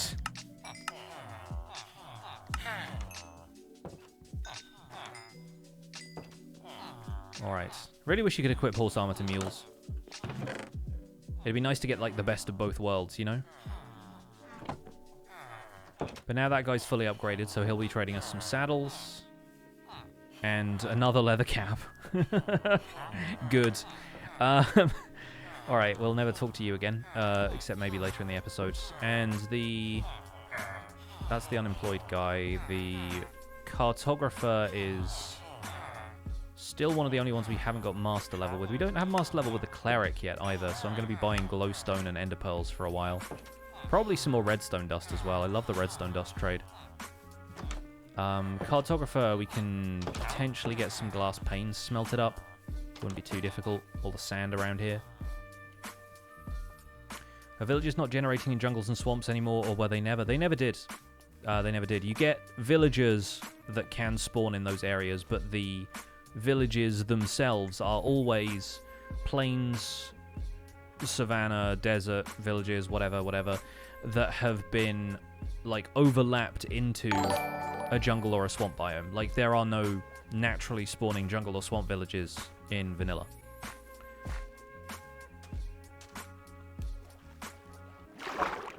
Original Londoner, thank you for the 3 months. Just made a raid farm in your 118 world, moving the villager into their new glass box home was such a pain, but worth it. Yeah, the super efficient, like, raids, wave cancelling farms are, like, absurdly good.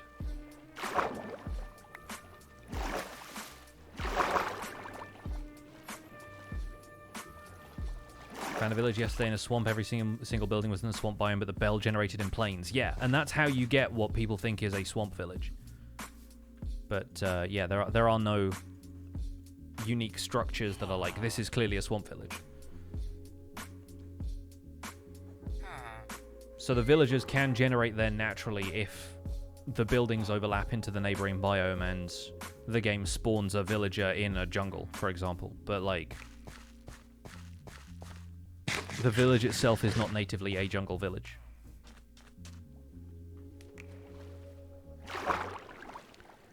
What is, in my opinion, the most efficient approach to villager trading? It really depends on what you have set up before that. Like, if you're just going in with no automatic farms or anything else, I think it's still probably best to start with a Fletcher, just harvest a ton of wood, work on getting a blacksmith of some kind, obviously zombify as soon as you can. But a blacksmith will be able to trade you, like, efficiency axes so that you can keep chopping wood that fast. And then from there you can focus on getting, like, librarians and everything after that.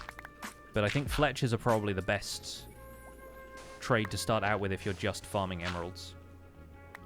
Like, farmers are okay. But honestly, just 32 sticks for an emerald is, like, literally dirt cheap.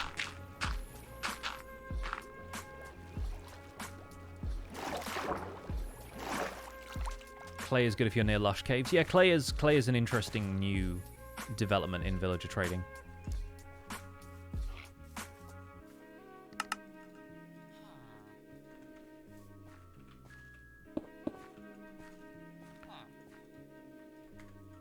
Because I would never have bothered trading clay before. I mean, you can get it from riverbeds and swamps and stuff. It's not uncommon. It's just, like, I don't want to give that stuff away because it's useful for bricks and whatnot.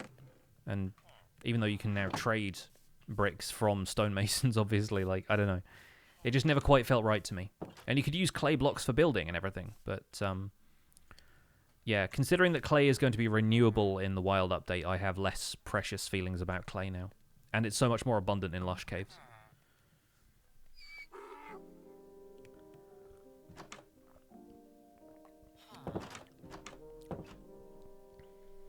Yeah, it's much easier to get now. Okay, so we're on the way to trading with that cartographer pretty easily. When am I planning to get mending? Thursday. Once I start, like, getting more librarians, more kind of interesting professions going here, instead of just one of everything, we'll start looking at getting what you really want out of villagers. Cartographer's over here in the house.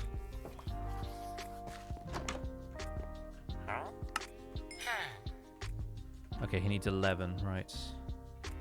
We could get an Ocean Explorer map and go looking for a monument, because I don't know where a monument is yet.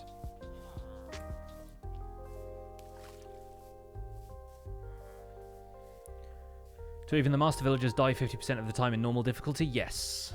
I'm going to be upgrading to hard difficulty after Thursday's episode so that we can talk about villager zombifying, because, yeah, I don't want to lose any of these. Generally, I prefer not to have my villagers die. Villagers are very good for XP. Like, we haven't really spent XP on anything except for... In the episode, I upgraded my looting sword. It took 13 levels to add looting because I'd already combined 2 swords to get it to where it is now. And I've already got those levels back and then some. Do I prefer building up a found village or moving villagers near my base? I tend to now prefer building up a found village or starting a village somewhere else that's away from my main base, because you never know when you're going to be turning up at your main base with bad omen. And I don't want a raid to happen around all of my most central stuff. It's not the worst problem in the world, and yes, you can dispel bad omen very easily, but say I'm coming back from someplace in the nether and I need to stop at my base for something, and I have bad omen from just, like, killing a pillager patrol somewhere. Like, I'm not really into that. Okay, so now he wants compasses. The glass pane trade is still viable. The map trade is not great. Am I thinking of putting a wall around the village? Maybe, but the way zombie sieges work, they can spawn basically anywhere within a certain radius of the bell, I think, so it's not really going to protect them from the stuff that I can't just sleep the night away for anyway.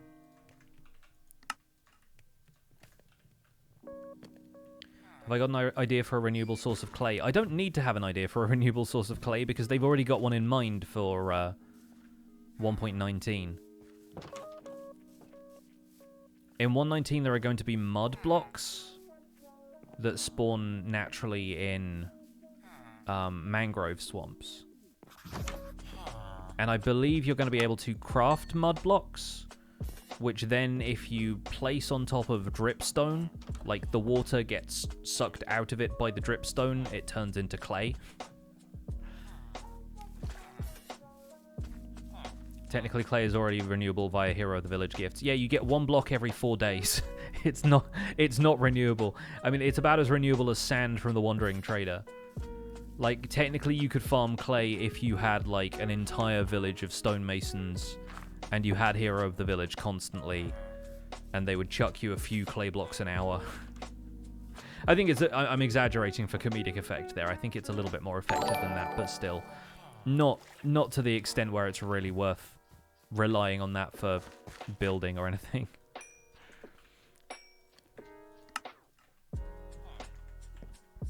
Malapal, thanks so much for the 3 months of Prime. Can't you buy it for emeralds? You can buy bricks for emeralds. You can't buy clay. You can sell clay, but you can't buy it. You can buy terracotta. Alright, so the glass pane trade is still pretty good. Don't need to worry about the compass trade then. How did the zombie spawn around the bell? I don't know all of the mechanics of zombie sieges more recently. Like, I haven't really looked into it because I'm trying to avoid them.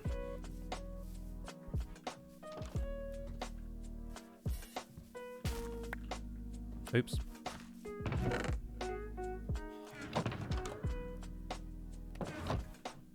Can get the clay out of this.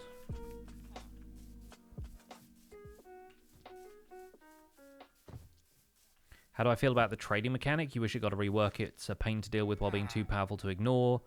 At worst, it prevents you from interacting with parts of the game because the items they yield are easily gotten from villagers. Yes and no. I mean, you're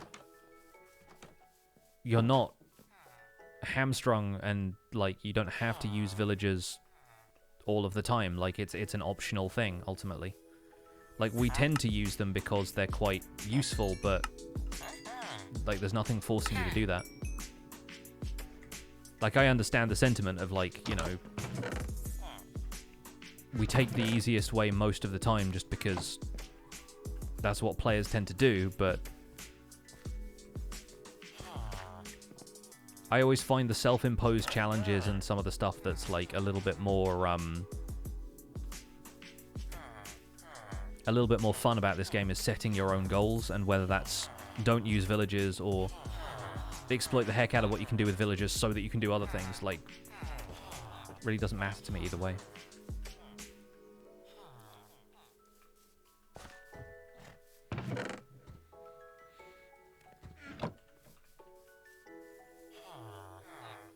Let's trade with the cleric to get him up to master level a little way.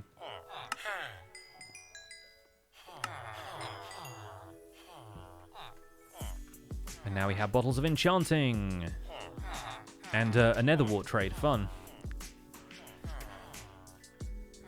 Your niece challenged you to do a vegetarian playthrough in hardcore. Nice. Yeah, it's fun doing stuff like that. I tried that with mostly using baked potatoes was what got me through it. Did that back on the Xbox. How many levels do the Bottle of Enchanting give you? They give you enough XP to go from level 0 to level 1, which is like 4 XP or something. It's not much. It's the kind of thing where like if you trade for stacks and stacks and stacks of them with clerics, then you can get enough that they're actually useful. And personally, I think they're quite useful for like refueling an elytra if you're running low on durability, but it does require you to like keep a stack of them in a shulker box in your ender chest or something like that. Friend is doing it mostly with pumpkin pie, so he keeps giving you pumpkin pie whenever we play. Nice. Nice to have friends like that who give you pumpkin pie whenever. Gonna leave those in there for now. Doing a challenge where every session you play you have to build something quite fun. Hey, that's good. That's good. I mean, I think the thing about... Oh, this guy's got the sweet berry trade now as well. Nice. I think the thing about Minecraft a lot of the time is you need to find stuff like that to keep you interested in playing the later parts of the game, because otherwise you just end up farming everything and then getting bored and going away. Like, you've got to find something that's going to keep you coming back and keep the world developing. And eventually you're going to build stuff that doesn't have any purpose, it's just there for the sake of it, but... if you start that nice and early, then you're going to be less disappointed.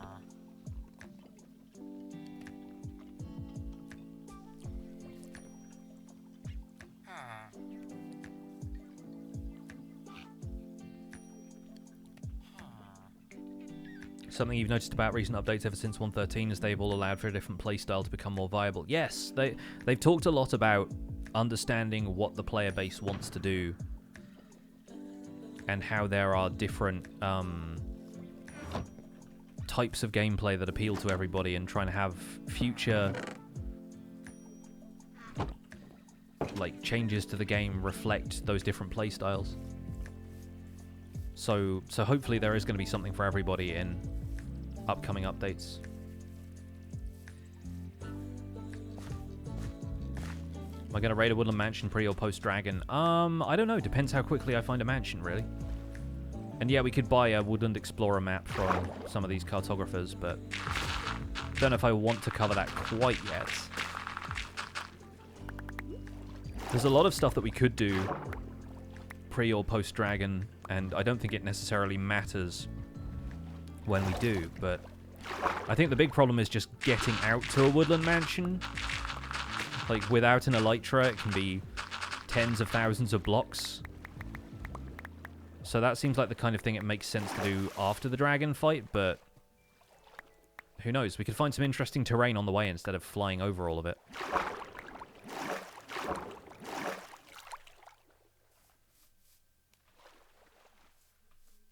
Radio Mansion and Ocean Temple are kind of linked because of the ability to buy maps for them. I guess. I usually end up finding an Ocean Temple before I find a villager that I'll buy a map from, you know?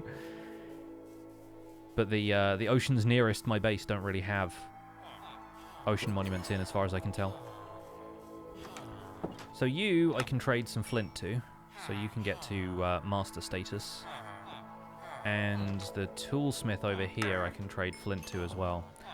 Okay, so flint trade OP is what I'm learning. Flint trade is pretty good. Will I try going to the world border? No, 30 million blocks is not worth it. Not when there's no glitches we can exploit to get out there faster. Like, it's all just flying in the nether for ages. It used to be that you could get there faster by teleporting, like, ender pearling into nether portals. And then that would glitch you to those coordinates in the nether and it got progressively further out, but I don't think that's possible anymore.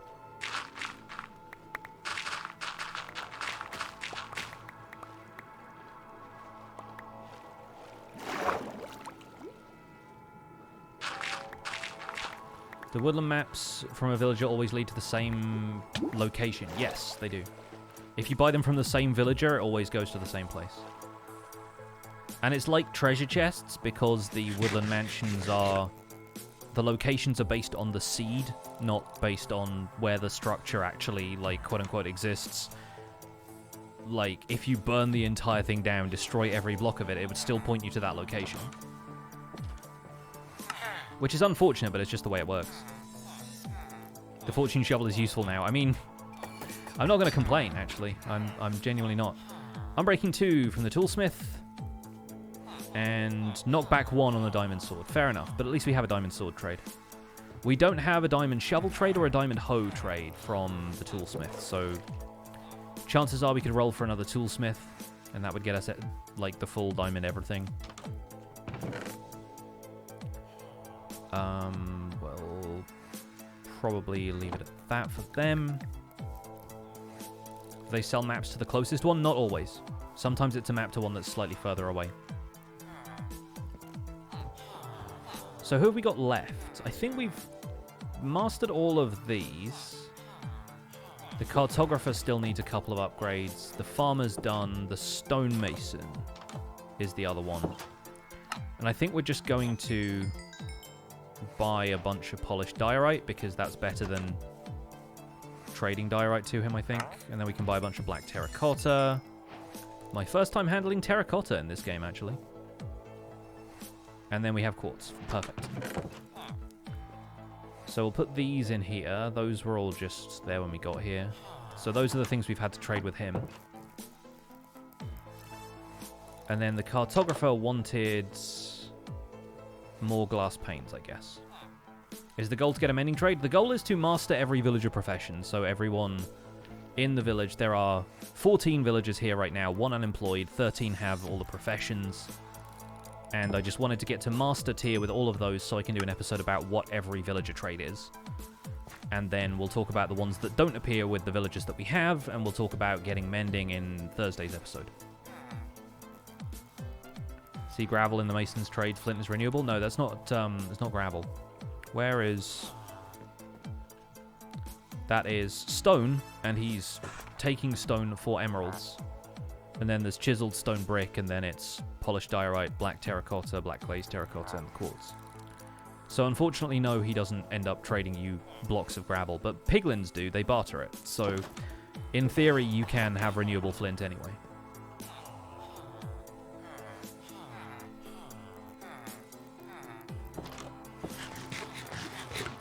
Alright, we're off the pumpkin pie diet, finally. I bought so much of that from the farmer. Where is the cartographer? He's still in here? Hello. Have some more of these. And now he gives us banners. And I guess we can keep trading glass panes, because I would prefer to do that. And now he gives us the globe banner pattern. Perfect. So I'll leave these in here. And we've mastered all the villager professions, so that's that. I don't believe we have a single villager here who is still in need of upgrading. Very, very good news. What items in Minecraft aren't renewable? There's a few of them, but the number is dwindling, thanks to some of the stuff that they're doing with upcoming updates, especially. But let me open the Minecraft wiki and we can take a look at this together. Because it's always fun brainstorming stuff like this of like, how would you make some of these items renewable? Renewable resources. List of non-renewable resources. So, snout banner patterns, cobwebs. This is Java edition because I know you can craft... Can you craft cobwebs in Bedrock or can you just break them down into string? The dragon egg, dragon heads, elytra. Elytra can be repaired, obviously. Enchanted golden apples used to be craftable and aren't anymore. Gilded blackstone, hearts of the sea. Horse armor that isn't made of leather. Large ferns and tall grass, because they can only be found in generated chests in villages like this. And the pig step and other side music discs, as they are loot. And then wet sponges. Let's see, others. These non-renewable resources can be obtained from the world outside generated structures. They're generally more abundant, but may be hidden under other blocks, making them harder to find. So stuff like ancient debris, calcite, even though it's more abundant. Deep slate is technically not renewable because you can't farm it the way you can with cobblestone. Obviously, all of the ore blocks and stuff. Tough, spore blossoms, and dead bushes. But then there's also stuff that I wouldn't necessarily consider renewable, like clay, because you have to get it from stonemason villagers as part of the hero of the village gifting process. Sand, because you can get it from the wandering trader, but that's not really what I would consider renewable, because you don't get it in enough quantities to really do much with it. You get 40 at a time, and then it locks permanently, and you have to wait for the next trader to show up. Same with stuff like small drip leaf, right? You can get big drip leaf renewably, you can't get small drip leaf.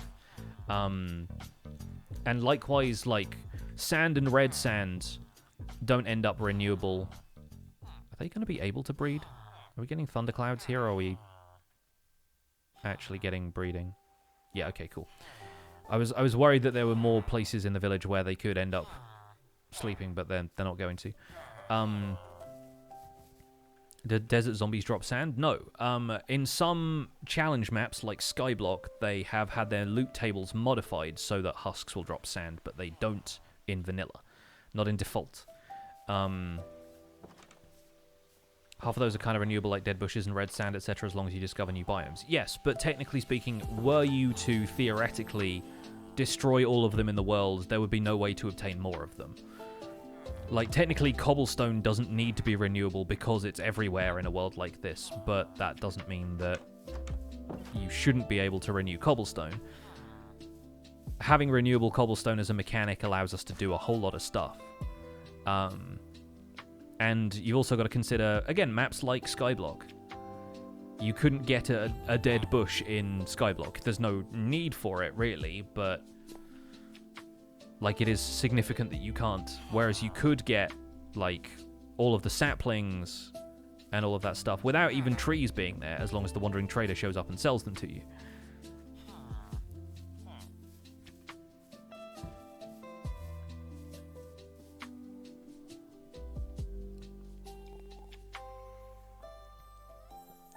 This has been suggested elsewhere, but desert villages should trade sand. Never had a biome-specific villager having a unique trade of its own. Yeah, I think the only things that really correspond to village locations are the types of boats that fishermen... Not fishermen. Is it fishermen? Like, I think they buy acacia boats because they're in a savanna biome. I could be wrong about that, but I think there's a couple of things like that that are prompted by the locale, but it's never like a resource that is unique to this biome that the villager sells, you know?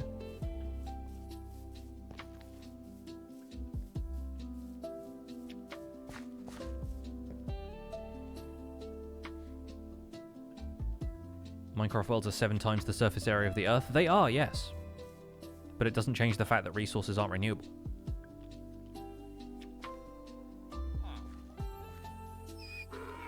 Consider a challenge map situation like Skyblock, and that's a fun way of playing the game because you have to figure out how to generate resources from nothing, and that requires you to understand the mechanics of renewability in Minecraft. But you end up not being able to get hold of certain things, unless the game has been modified to include them. Don't think I've ever understood that turtles, when struck by lightning, drop bowls. I mean, Cubfan made a video about that the other day, which is why everyone's talking about it now. And it's a pretty funny mechanic. I think the idea is that it's meant to be a burnt turtle shell, but of course the fact that it's a wooden bowl is a little strange.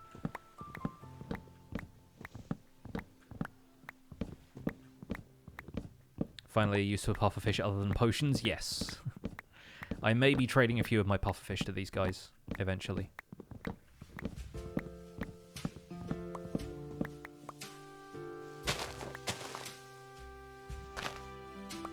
For a second I was like, what happened to my arm? Why do I have this cyborg arm? Oh wait, it's a spyglass. Like, wait a second. Why am I attacking this tree with my peg leg? Yes, turtles when struck by lightning drop a wooden bowl instead of like a turtle scute or anything. It's an Easter egg. Would I ever consider doing build tutorial videos? I assume that's what you meant instead of what you wrote, which is something else that I won't repeat. I don't think you need a tutorial to build one of those. But, no, I've done a tutorial for building my starter house. The thing is about build tutorials is that they're going to be specifically for people who want to build exactly that building, right? Like, you can learn some fun stuff from build tutorials, but I don't always want to do block for block tutorials because it's only going to be relevant to the people who want to build exactly that building. And most other people will know how to pick up tips from the building style and modify that stuff to suit their own purposes, and maybe rebuilding stuff block for block you can learn something, but it's also kind of tricky to do that stuff in survival because creative is a much better environment for doing tutorials like that. It's a lot easier to step back and take a look at the build and fly around it.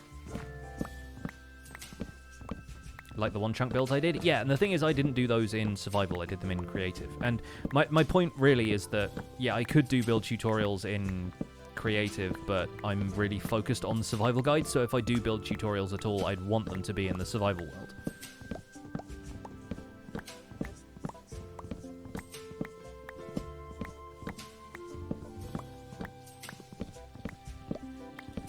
They're all very situational. Yeah, that's a good way of putting it, Skull Daisy. It's a good word for it. What do I think will cause my first death in this world? Probably fall damage, to be honest. Like, I can very easily see myself not paying full attention as I was riding around on a horse and falling into a ravine. Because there are enough potholes in the landscape now that sooner or later I'm going to get sloppy, not react to it in time, and fall into a hole. Bit of fruit, thank you for the 12-month resub. Everyone spam the word nerd in the chat, please. Thank you so much for the full year of support. Enjoy your brand new nerd sub badge, and welcome to the Nerd Herds. The 12 months. You love to see it. Thank you also to Bahan Surfer for the 2 months. Really appreciate the resub. Thank you.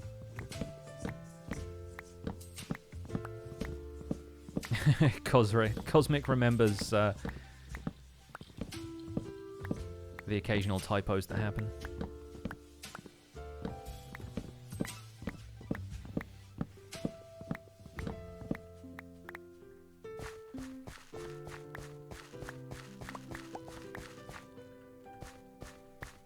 think there should be a different wood type for Azalea? I'd like it, but honestly, I find Azalea a really good way of farming oak wood.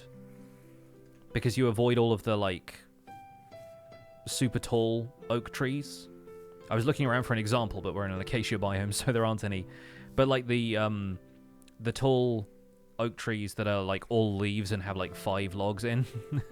I much prefer to deal with shorter, more consistent type of trees when I'm farming them.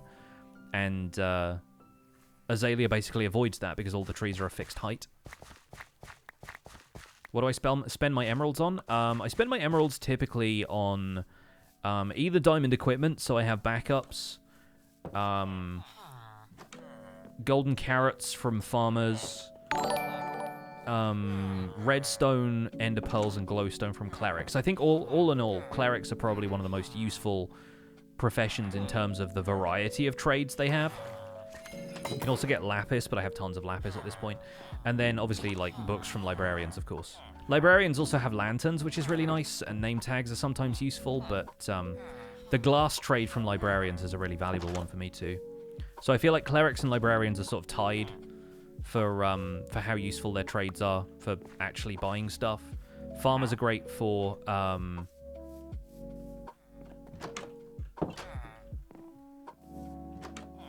golden carrots. Where is my farmer? Because that's not my farmer.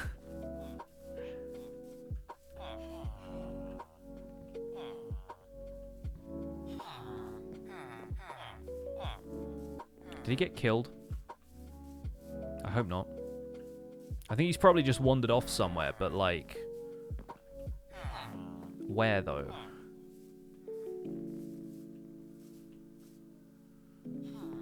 And you may ask yourself... this is not my farmer.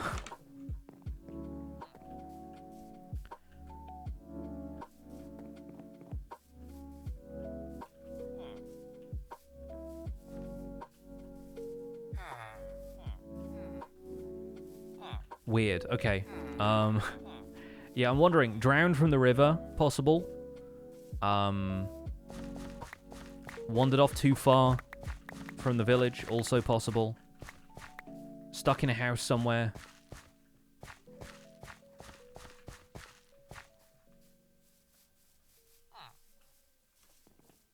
Because this guy, I've not traded with at all. I had a master farmer over here. Case in point. Cookies, apples, suspicious stew, all of which traded from farmer. Where is my farmer?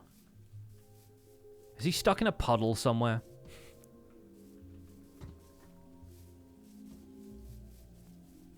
Looking for a man in a straw hat.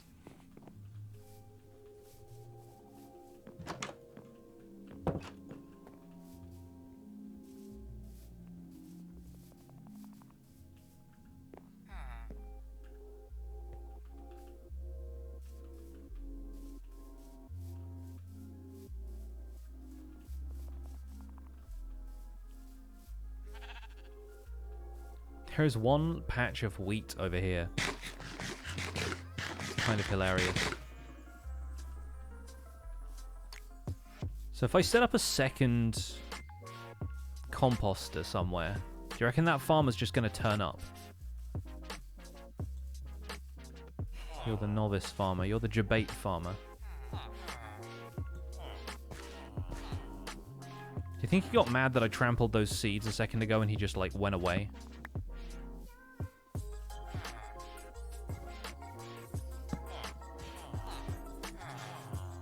Where is my farmer gone? He didn't go to the nether, because that's all fence gated off.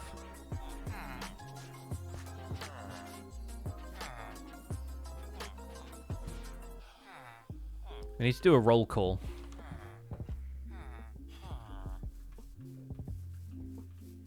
Maybe he's stuck in the melons.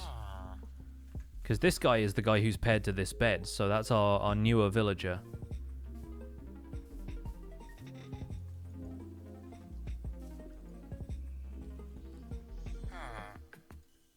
Can't villagers open fence gates? Nope. That is a fact I've taken full advantage of.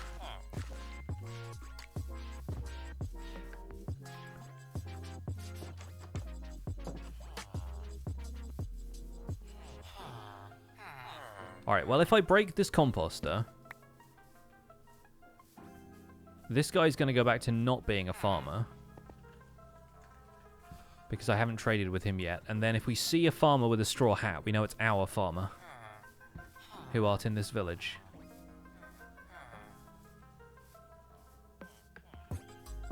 See, the cleric wanders off over here during the day, so I'm like, is the farmer just out, further out in the plains somewhere, just kind of wandering around? Alright, and my computer just decided to have a moment.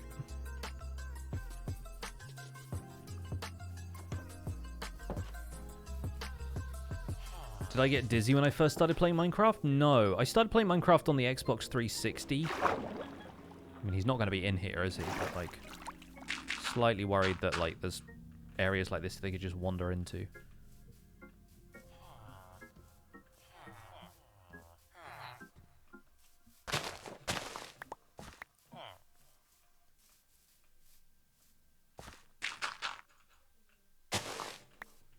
No, I never used to get dizzy. I tend to... I get motion sick occasionally when playing Minecraft, but it's pretty rare. See, this guy still hasn't... Because it's not the work day yet. He still hasn't figured out that he's not the farmer. He's going to go over here now and realize his workstation is gone. So where... is he? I assume he's dead. But I really wish I knew how.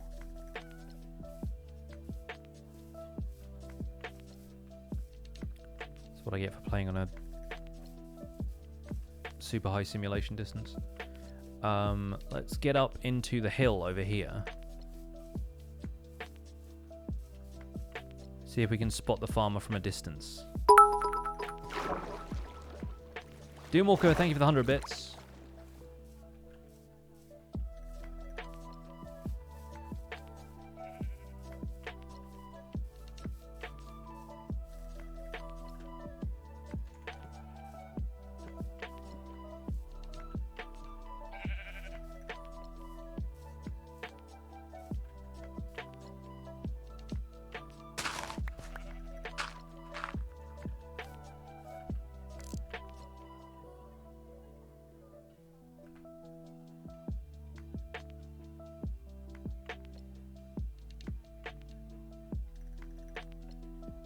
It's a chicken.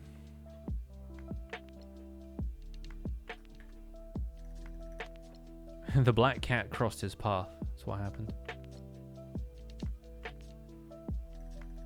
See, sometimes this happens where they, like, start to float out across a river somewhere, and then they just get stuck there for whatever reason. He might even have been over by the trees when one of them grew and suffocated in the tree or something stupid like that.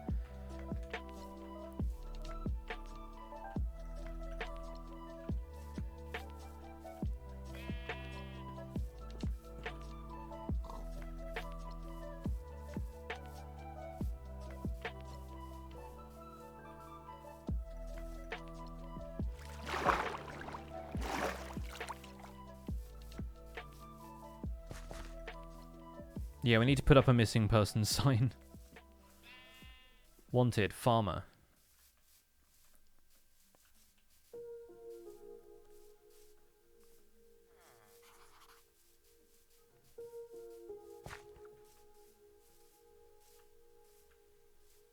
Well, he wasn't the best farmer to begin with, because he didn't have the pumpkin trades, so... I shouldn't speak ill of the dead, but I assume he is dead. He's not living in sin with the leatherworker, is he? Oh, okay, fair enough. Can never be too careful. Alright, congratulations, you're the new farmer. You give us a reason to do more trading. Wheat and potatoes, perfect. Basically the same farmer as he was before. What's my favorite Minecraft music track? I like a bunch of them. There's... Other Side from the new Caves and Cliffs music is one of my favorites. I really like Haunt Muskie from Minecraft Volume Beta. Pigstep is great. Style is really good. I start all of the episodes of Minecraft Survival Guide with One More Day, which is my other favorite Lena Raine track. But all of Lena Raine's stuff on Caves and Cliffs is superb. Lena Raine's music in general is just great. Like, I really need to play Chicory at some stage. I saw the speedrun of that at GDQ yesterday because I followed the guy who speedruns it, and the music in that game just seems outstanding.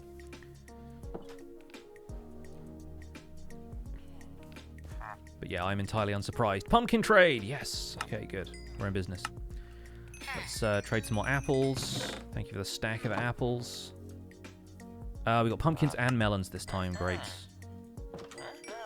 Farmers are one of the easiest ones to level up because you just sell them all of their own stuff and then buy all of the stuff as well. So, suspicious stew. Let's see what we get. Saturation. Amazing. That's actually really good. So this guy is now selling us saturation suspicious stews. And cake.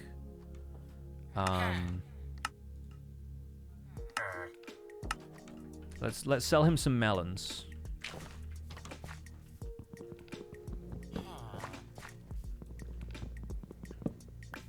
Yeah, that is a better farmer. That's a better farmer than we had before. I'm mostly just annoyed that the other farmer died and I didn't figure out how. But I presume either a drowned came up from the river and got him on a day when mobs could spawn and I didn't notice. Or he ended up walking into the area where I was farming trees. Which is probably going to make a case for me not farming trees here. And maybe doing that like over the river somewhere. Those little calico cats are so cute.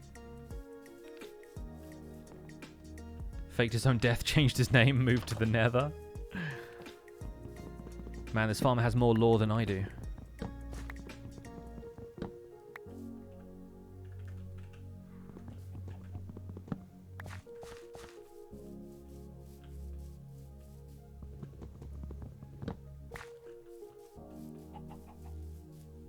Suffocating in a tree is not the best way to go, I agree.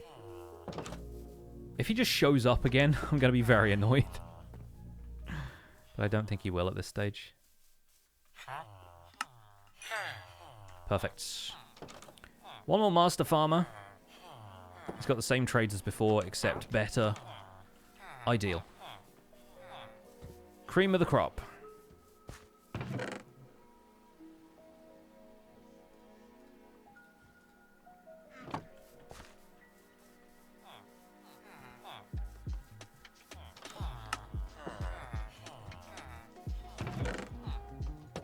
Throw a bunch of the let's throw a punch. Let's throw a bunch of the spruce logs that we've been farming in here and start trading with that Fletcher again.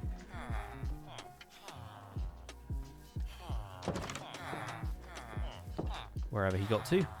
There he is. So chat, part of the reason I've been doing this is I don't think I have ever got to the point where I've had a master shepherd profession.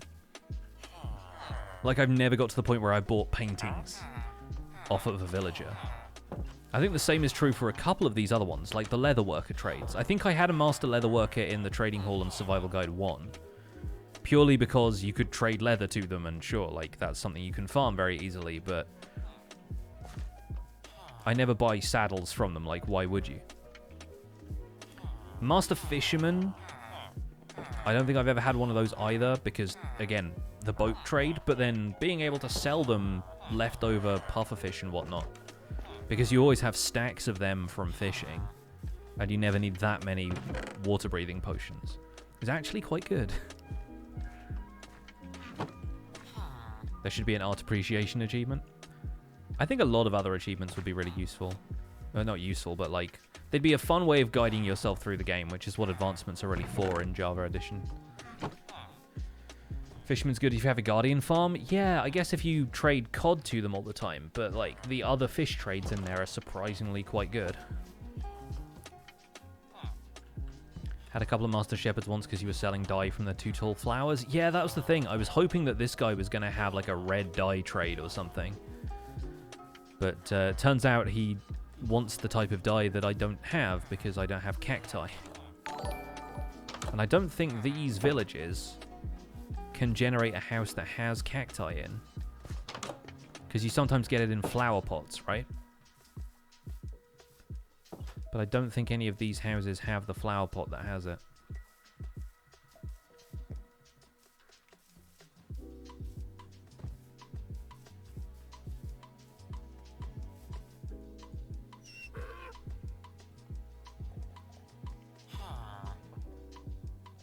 Diamond Trash Bag, thank you for the 8 months of Tier 1. Only in deserts. You can get them occasionally in other structures, I think. Doesn't kelp make green dye? Nope. Makes dried kelp. And then dried kelp blocks from there.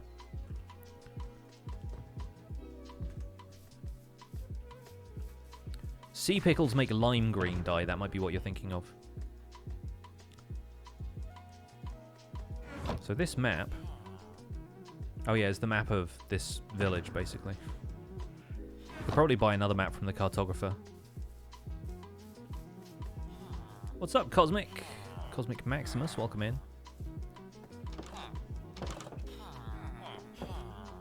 And let's look for this guy. Okay, he needs to refresh his trades. Fair enough. Can throw the sticks in there for now, I guess. What do I think of Heart of the Sea conduits? I'm a big fan of having infinite water breathing and better vision underwater. But I don't use them all that much because, I mean, in this world, obviously, I haven't progressed to the point where I've really got one yet. I mean, I could make a conduit, I just don't have the prismarine because I haven't found an ocean monument. But also, yeah, you got to find the right project for them. You've got to be able to do a ton of stuff underwater. I think they're probably cooler now that we can explore underwater cave systems because if you have a conduit in the area and there's like a really big underwater cave, you can get a ton of resources from that. Lime green and black equals green? Nope. I mean, in natural pigments, maybe. But not in Minecraft dyes. You just get green from cactus or the Wandering Trader.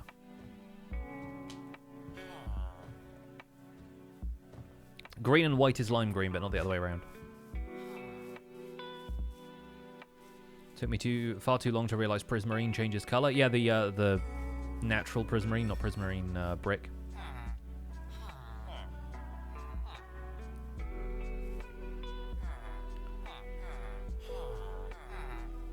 Pretty sure you have 2 maps from the OG cartographer's house. I think there was one in here. There might be a second chest that I just didn't look at.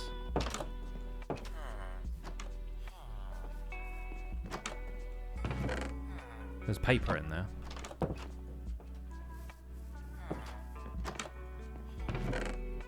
And not one in there. So I have this map, but there wasn't another one. I can buy one from the cartographer, so that's easier.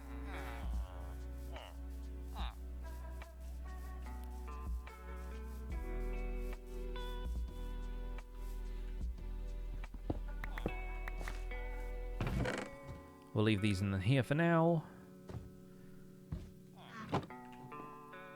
Hey, bud. You alright there? Kind of tempted to walk some of these iron golems over campfires just so we have fewer of them wandering around. There are fewer that will just knock the life out of me every time I'm wandering around here doing my intro and being like, hi folks, and just punch an iron golem in the face. Loving the new survival guide. Thank you very much. I'm glad you're enjoying it. Can we do this now? Oh, we can, of course. Perfect. So I could turn all of this into grass path if I wanted to.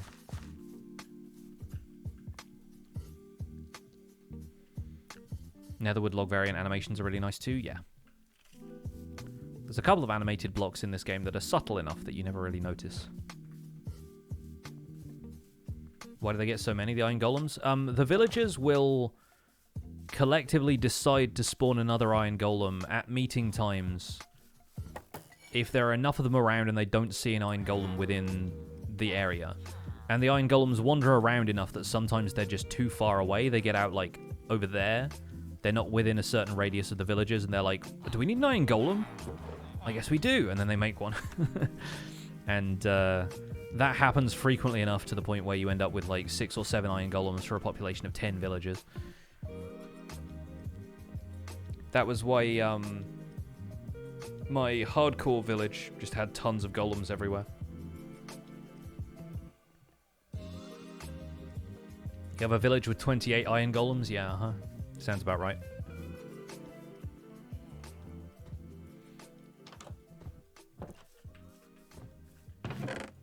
So if we're going to be farming a bit more woods, we might as well do that somewhere that the farmers aren't going to hurt themselves. Yeah, I can only assume he either suffocated in a tree or a drowned came out of the river and killed him. Because there are definitely some spots, like over here, where the river is deep enough that there'll be zero skylight, like down here.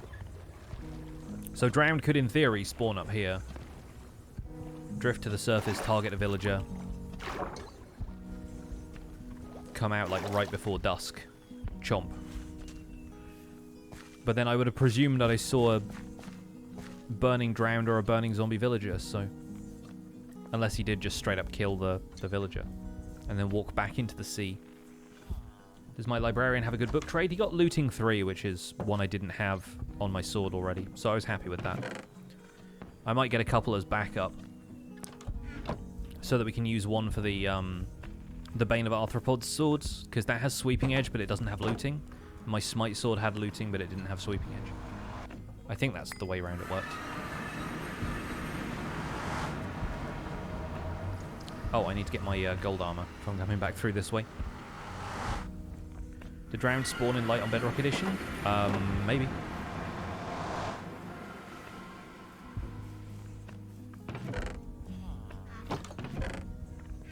Don't know all that much about Bedrock Edition, to be honest with you.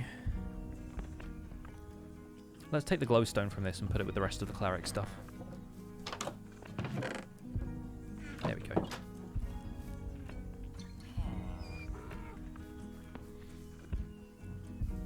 Graveyard for the fallen villagers. That's the thing, like, if I'd seen him die and not just assume that he'd gone AWOL, then I'd be more attuned to the idea.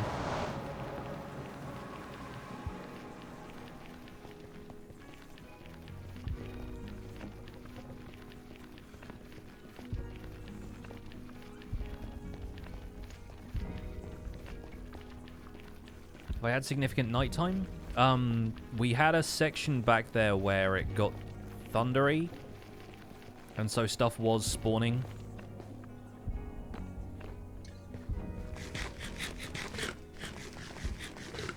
And I think I noticed it and went to sleep basically straight away, but I was farming trees at the time. I think honestly the tree suffocation theory is the most likely out of all of them.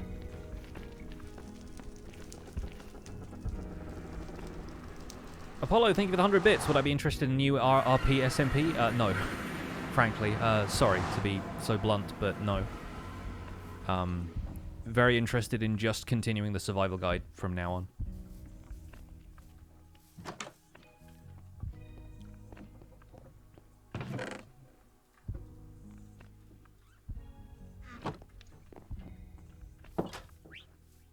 Why not hardcore this season?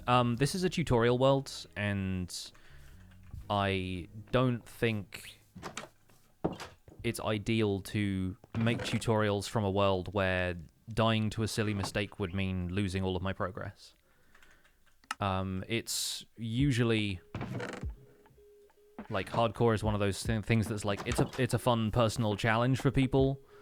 This series has kind of different goals. Like, it's much more about showing people the entire breadth of the game, and dying in survival is a part of that. And if that's like you know, a setback, it's not the end of the world. Whereas like the hardcore survival guide thing was kind of a failed experiment for me. It was the kind of series where I thought, okay, I can probably do some fun stuff in hardcore, and everyone's been asking me for a hardcore series for a while. I can do it, and hopefully either it'll be a success and I'll get really into it, or it'll confirm my suspicions that that's not really what I want to do. And yeah, ultimately that was what it was. I got a combination of like, working in 2 vanilla worlds at the same time between that and Empires, and deciding, like, I don't really want to do both, and that kind of paralysis that comes from both knowing that the world had a limited lifespan because I wanted to end it and continue doing survival guide related stuff once 1.18 came out. Like, I wasn't interested in upgrading that world and moving on with it. And the fact that because it was hardcore, I was too concerned about putting myself in dangerous situations and losing all of my progress that I didn't end up making any progress, basically. I just did all of the stuff very safe. And the idea was that it was going to be more of like an intermediate survival guide, but to me, going through all of this early game stuff and not skipping through all of that is kind of a valuable part of a series like this. So it's the kind of thing I never really thought about, but I kind of like doing all of this early game stuff where you feel a little bit less technologically built up, and you can do some fun stuff just by running around in the early game doing fun projects. Let's grab all the tropical fish so we can get a bunch of those, and let's switch all of these on. And I've got this set up so that now all of the string flows into specific spots in the chest. So we should hear a lot of cave spiders pretty soon. Got a bit of iron above us there as well. Do I script my episodes? No, I have an idea for the subject that I want to cover, and then all the commentary is live, with very rare exceptions. I did a lot of scripting for the episodes before the actual series began, but as soon as I start recording stuff in a permanent world, it's all done live. Am I going to build a portal here for fast travel? Yes, probably.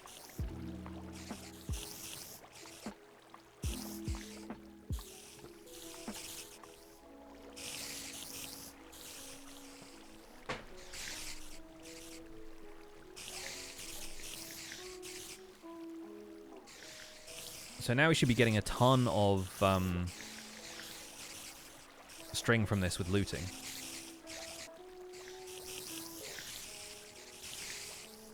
If we end up clearing out a bit more of this area, we'll get loads of clay for trading with the stonemason as well.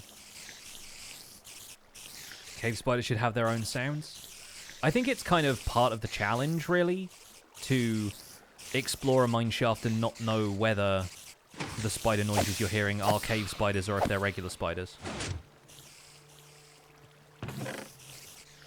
That's already a ton more string than I was getting before.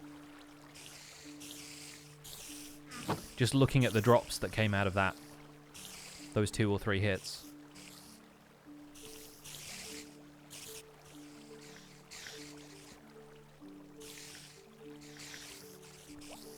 Hey, Rory. I want to say how much you enjoy the streams while you work. Oh, that's lovely to hear. Thank you.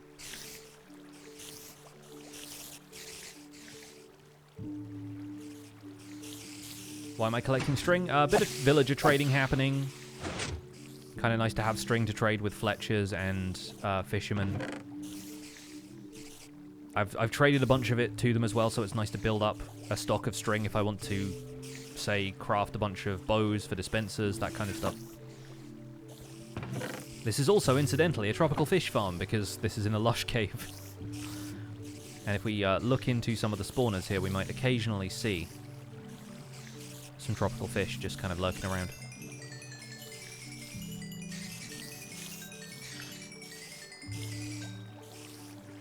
Also a lot of XP from these guys. There's some. Fish. Kind of difficult to see because it's dark in there, but...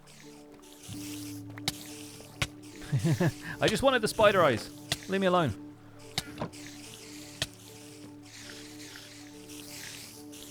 Did I ever cover those hoppers? No. Didn't really need to.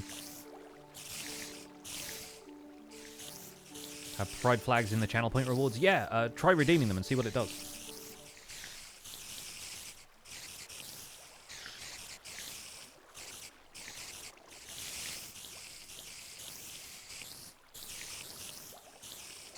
Loading up your Minecraft save, you have to remember by the spawners. Yeah, sorry. The spider noises are a bit intense. I could turn down mob sounds, but then I wouldn't be able to hear if a creeper was sneaking up on me, so...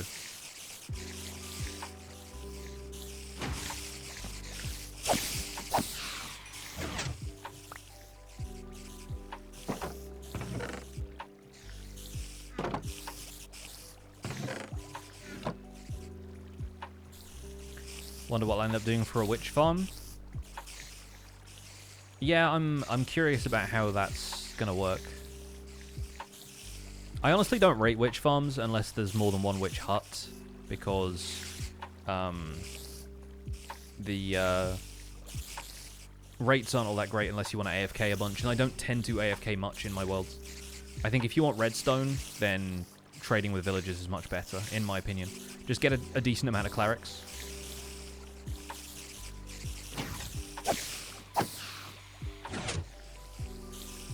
Lightning Rod Witch Farm.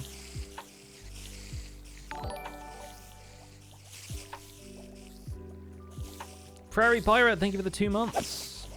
My friends scare me with creeper noises in real life. Bold of you to assume I have friends. No, I haven't actually seen any of my IRL friends for a fair bit because of COVID and everything, but pretty certain it takes more than somebody coming up to me and hissing to scare me in real life. Although, to be fair, just having somebody walk up to you and hiss, relatively scary.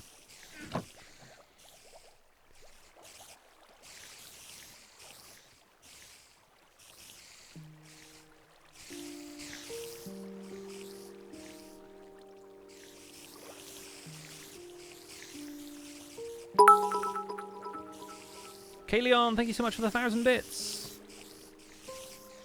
Good to see.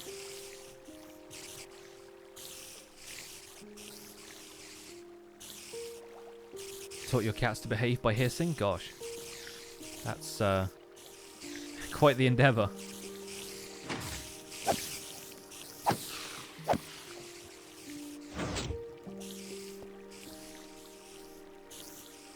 The stairs let XP through if I stand over here.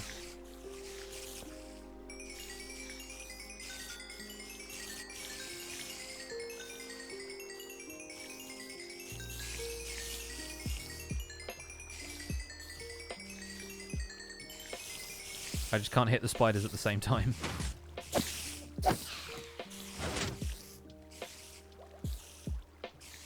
Wouldn't slabs work better? I think the spiders can get underneath slabs. I don't know if it would work with the water streams, but I think cave spiders can get underneath slabs.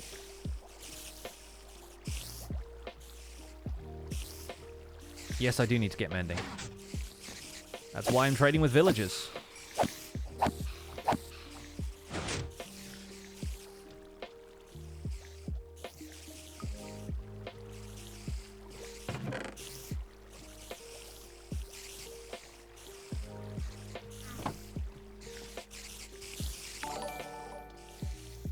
Keleon gifting 5 subs as well, thank you so much. Why are bottles of enchanting a thing if they give you less than a level? Because you can trade them infinitely from clerics.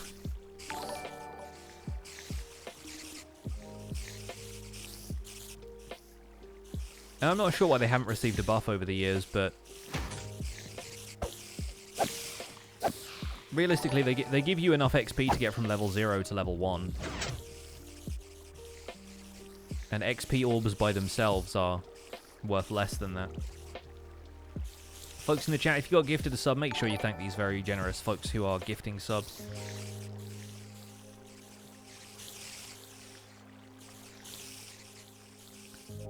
Just finished your own cave spider spawner. Oh dear, did they eat me a lot? Can you confirm slabs do not work? Yes. Yeah, the thing about these spider spawners now is that they're a little bit easier to handle because you can get it set up with a torch disabling the entire spawning space.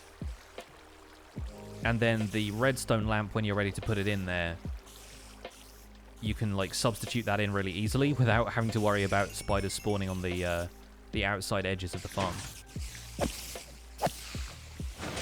So it works quite well.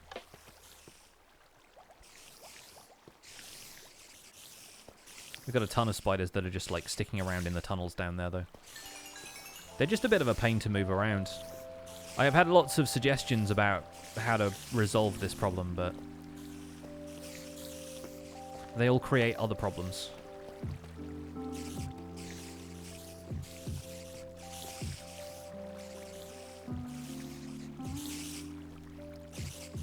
Ten stacks of bottles of enchanting should get you from 0 to 11 level 30 enchants. Hey, nice. You've got to make sure that you get to exactly level 30 and, like, spend those 3 levels, get from 27 back up to 30, instead of trying to get, like, what would that be, like 33 levels higher. Peregrine, thank you for the 300 bits. What type of blocks do spiders not climb on? There aren't any, that's the problem. Like, if there were any, then I would use them. On Bedrock Edition, there are apparently a couple. Like, spiders won't climb on the side of magma blocks in Bedrock Edition. It doesn't work that way on Java. Hunter, thank you for the 100 bits. And kicking off the hype train. Second hype train of the stream, if anyone's interested in getting themselves some hype train emotes from our overlords here on Twitch. And you can subscribe to the channel, cheer some bits, gift them subs. Resub if you've got one available. We still got a couple of spiders down there. There's probably like 5 or 6, I would guess, that are still in the system somewhere. But eventually they decide to turn their pathfinding around and they'll just make their way out into here. Well, that's just prime. Flavorful Meats, what a name. Thank you so much for the Prime sub. Flavorful. Do we want to tidy this up a little bit and get some more clay out of here? Because this is pretty easy trading fodder for that stonemason.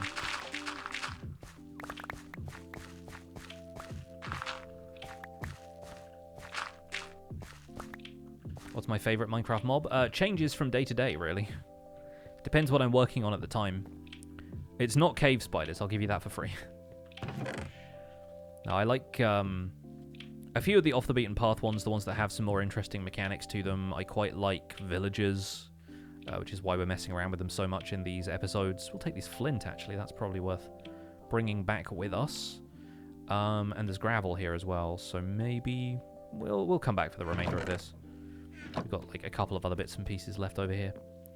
I like pillagers, too. Pillagers are really fun.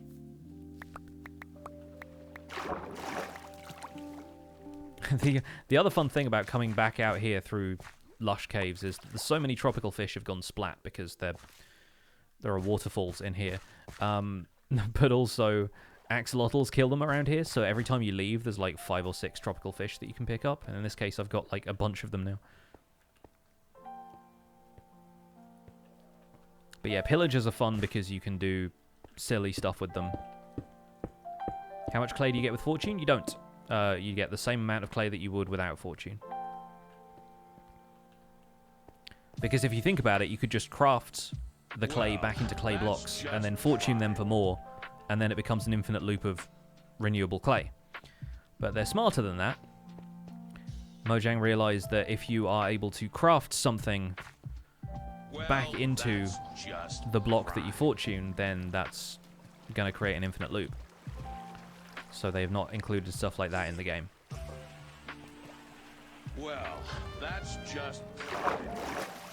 Thomas, thank you for the 100 bits. Farming nether trees in the overworld via warped and crimson nylium could be used in a video about Silk Touch. Yeah, that's what I was expecting to do when we cover Silk Touch in a bit more detail. Alpi Durr, the Elemental Ape, and Saint Jams, all with the Prime subs. Thank you very much for the Prime subs.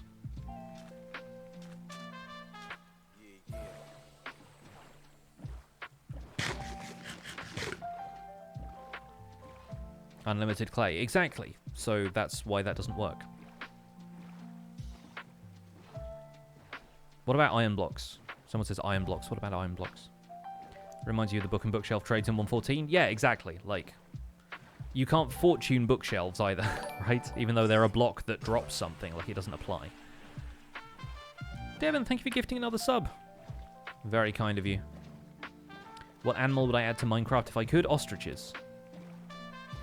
They were already scheduled to be added in an update to savannas if the community voted for that at Minecraft Live a few years ago, but I believe that was the update where mountain... No, it wasn't mountains. It was the tiger biome one. Which I'm fine with because we got campfires, and campfires are amazing.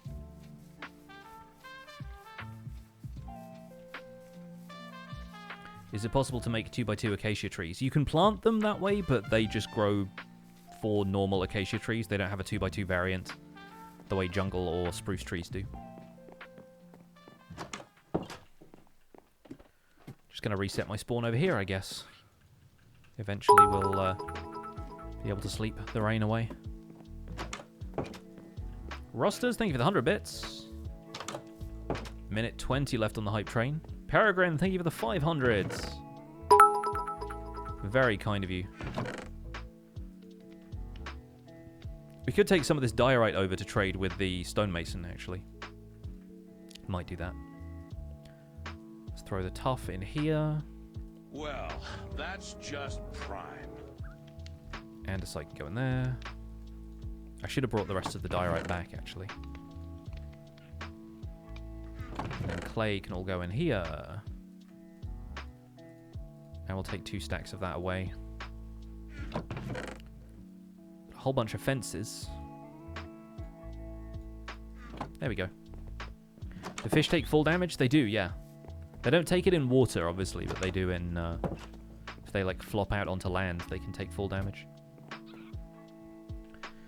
Will I ever cover raid farms, or do I think they're too OP? We might not do, like, the fully automatic multiple waves cancelling, kind of spawning all of the mobs at once kind of farms, but we'll do a raid farm of some description. I designed my own raid farm in Season 1 of Survival Guide, which was, like, incorporating the outpost, taking that whole thing down, generating pillager captains that way, and keeping the raid going from there. But it wasn't, like, spawn everything at once and then just constantly producing raids. Didn't work that way. We're getting there. We'll get sunset in a second, and then I can head back over to the village. Render distance and simulation distance are both set to 16, Daniel. Thank you for asking.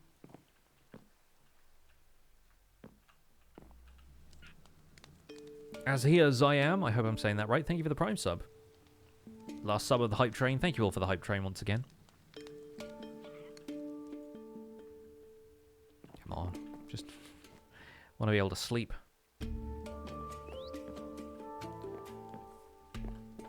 If you want to know more about my video settings, all of that stuff is covered in the guides to video and accessibility settings that I posted at the start of Survival Guide, so it's all in the playlist on YouTube.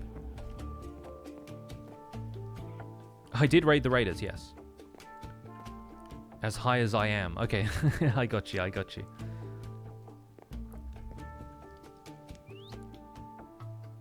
No need to apologize. I'm happy to be corrected on any pronunciation things that I get wrong. I don't know if I'll always remember them, but always happy to get some people steering me in the right direction. Names are important. Do you see any other reason to have a beacon in single player besides haste? There are a few of them, I guess. It just depends what you want to use them for. Like, people like to have swiftness to get around their bases easier.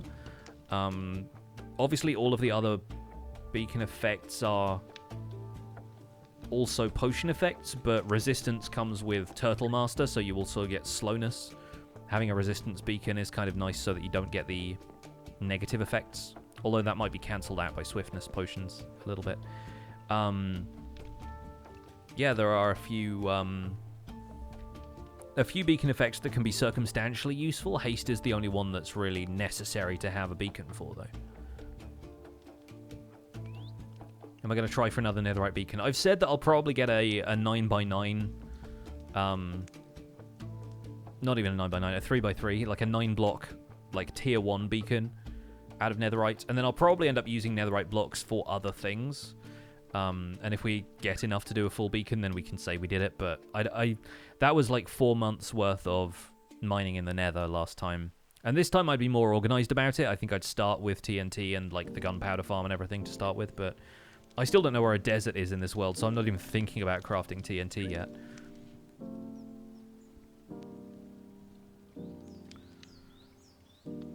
Debating fighting the Wither for the first time, but was unsure if the beacon was worth it. I think it's worth it in the long run to have beacons just anyway. Because they're always useful for something, but, like... Yeah, if the Wither fight is something you worry about doing, then, like, haste is the only reason to do it. Can you make an automatic fish farm without using a rod? You can make a farm that traps live fish, yes. But I think I'd say arguably the ideal thing for fishing farms is that you get all the loot that you get from fishing with a rod. You could definitely trap a bunch of live fish if they swam into, I think, like, cobwebs and stuff can do that. You can literally make, like, a fishing net kind of style thing. Let's put those on before the piglins get mad at me.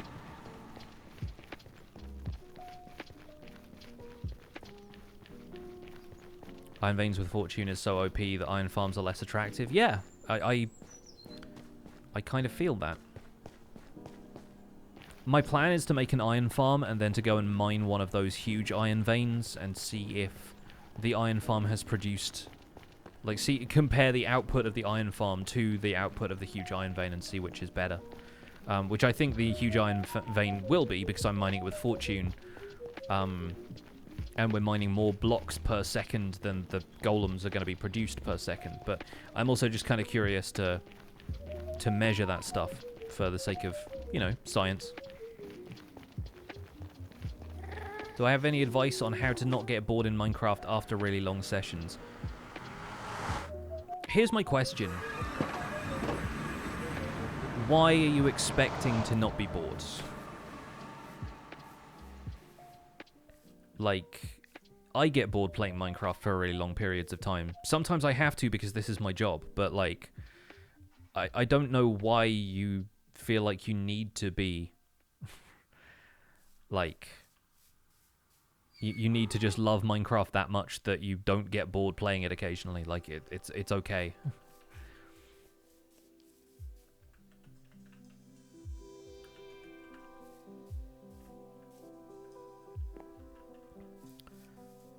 So this is definitely our new farmer. Yeah, he's the guy with the cake. Still very curious about what happened to the old farmer. I think I'm right about him getting suffocated in a tree, but man, I'm just curious. Maybe he wandered over to the pillager outpost and joined the other team. Yes, Mudded Oak, I do need mending. That's why we're trading with villagers, actually. Not for this episode in its entirety, but for future episodes this week. I'll be getting mending once we've covered the stuff that I wanted to cover in this episode. If you get bored playing a game, take a break and play a different game. Yeah, exactly. Like, and if you don't have many other games, then I understand. But, like, don't feel like you have to slog your way through Minecraft just because a lot of people play it on the internet. Like, feel free to play something else. If you need my permission, you have it.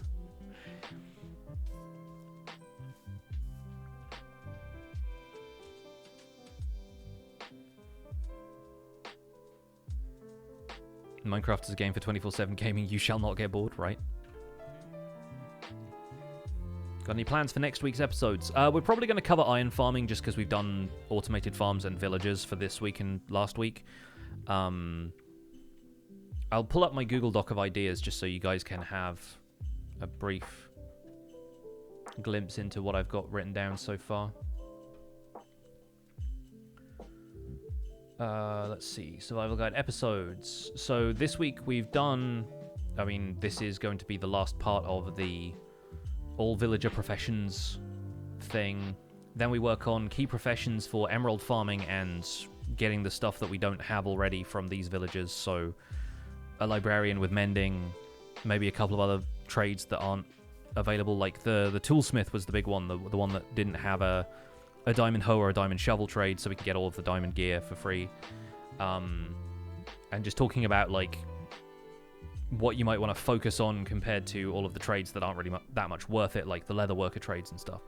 And then zombifying and curing villagers, explaining discounts and maybe the concept being that we could find a zombie villager somewhere else, cure that, and then start our own village somewhere. But I don't know if I'm going to go straight into, hey, I start my own village now, so much as I am maybe, hey, now I have the ability to start a couple of villagers together anywhere, and that leads to the iron farm. We want to do bees next week, because you can farm bees for honey and honeycomb, and then you can automate that, so that's a good episode. I want to go looking for a mountain. That's the other thing, because we found a load of, like, relatively tall hills and stuff, but it's episode 20 whatever of the Caves and Cliffs update, and we still haven't found, like, a proper mountain biome. I've seen a meadow from a distance. That's basically where we're at. So I need to go and find a mountain that has, like, powder snow, emerald ore on the surface, more iron, more coal. I think that might be one of the early episodes next week. I want to mine out a huge iron vein and compare it to the iron farm. We'll probably do an episode about bone meal farming using moss or automated crop farms, cactus, melons, whatever you want to use for bone meal, but moss is probably going to be the end one, which means automatic moss farms, which means automatic composters. We'll probably cover automatic sorters at some stage as well. We'll want to explore more of the nether, look for the biomes that we haven't found already, like a warped forest. Go looking for ancient debris so we can get netherite at all. Raid a piglin bastion, find a desert temple, find a desert. Just honestly, a desert right now would be fantastic. Make a cactus farm after that, maybe look for a jungle temple, look for a swamp so we can find a witch hut. It spirals, it snowballs, basically. So yeah, like, there's a lot of stuff coming up. I don't know what order a lot of that is going to be in. I think next week, tentatively, is going to be iron farming, bee farming, exploration, maybe shipwrecks and buried treasure. We can look at Hearts of the Sea and stuff like that. Maybe go looking for an ocean monument, because we have the potions and the gear to do that now. But once I have mending, I can think a little bit more about longer-term objectives. I really just want to make sure my tools and armor are going to stick around, because a lot of this stuff is looking pretty trashed right now. Most of it is okay, but there's some stuff that's below half durability, which is where I'm like, yeah, maybe mending instead of just repairing this with diamonds every time. Right, we're going to wrap up there, actually, because I am done here for my stream. We are probably going to go away and do a bit more recording, because my Twitch episodes don't end up in, like, proper episodes. But you can watch this again on youtube.com/pixelvods if you're interested in catching any of the VODs from the survival guide. Probably not going to upload stuff like Minecraft Bingo, because it's neither here nor there. I'm not sure if anybody really wants to watch the bingo on YouTube. But that's where we're going to be wrapping up for today. And I'm going to raid somebody else here on Twitch. My partner is currently streaming their copywork project right now. If you're interested in checking something out that's completely different, bear in mind my partner is not necessarily a family-friendly streamer. They do use adult language because they are a human adult. If you want to check them out, twitch.tv/celerymin, and I'm sure the mods will leave a shout-out in the chat for them. We're gonna raid. Let's see who we can raid. Oh, Jay Methods is streaming again. Jay has been back for after the new year on his SMP, which is a really awesome place. So I'm gonna raid Jay Methods today. To keep it in the Minecraft vein, I'm pretty sure Jay is family friendly. Yeah, he's tagged family friendly, so that'll be a fun stream for you all to watch. There's a few other people playing on the server right now, but Jay is starting a medieval kingdom. And is definitely worth a watch. Fantastic builder, very talented dude. Check him out. You can use your Pixel Hype emotes and the hashtag PixelRaid to show some love on Jay's stream. And he's currently playing with all wooden and stone tools, it looks like, so you're going to have a blast. Let him know his pickaxe is about to break or something. Alright, folks, I'll be back on Thursday with another Minecraft stream for you. Take care until then. Stay safe out there, and I'll see you guys soon. Bye for now.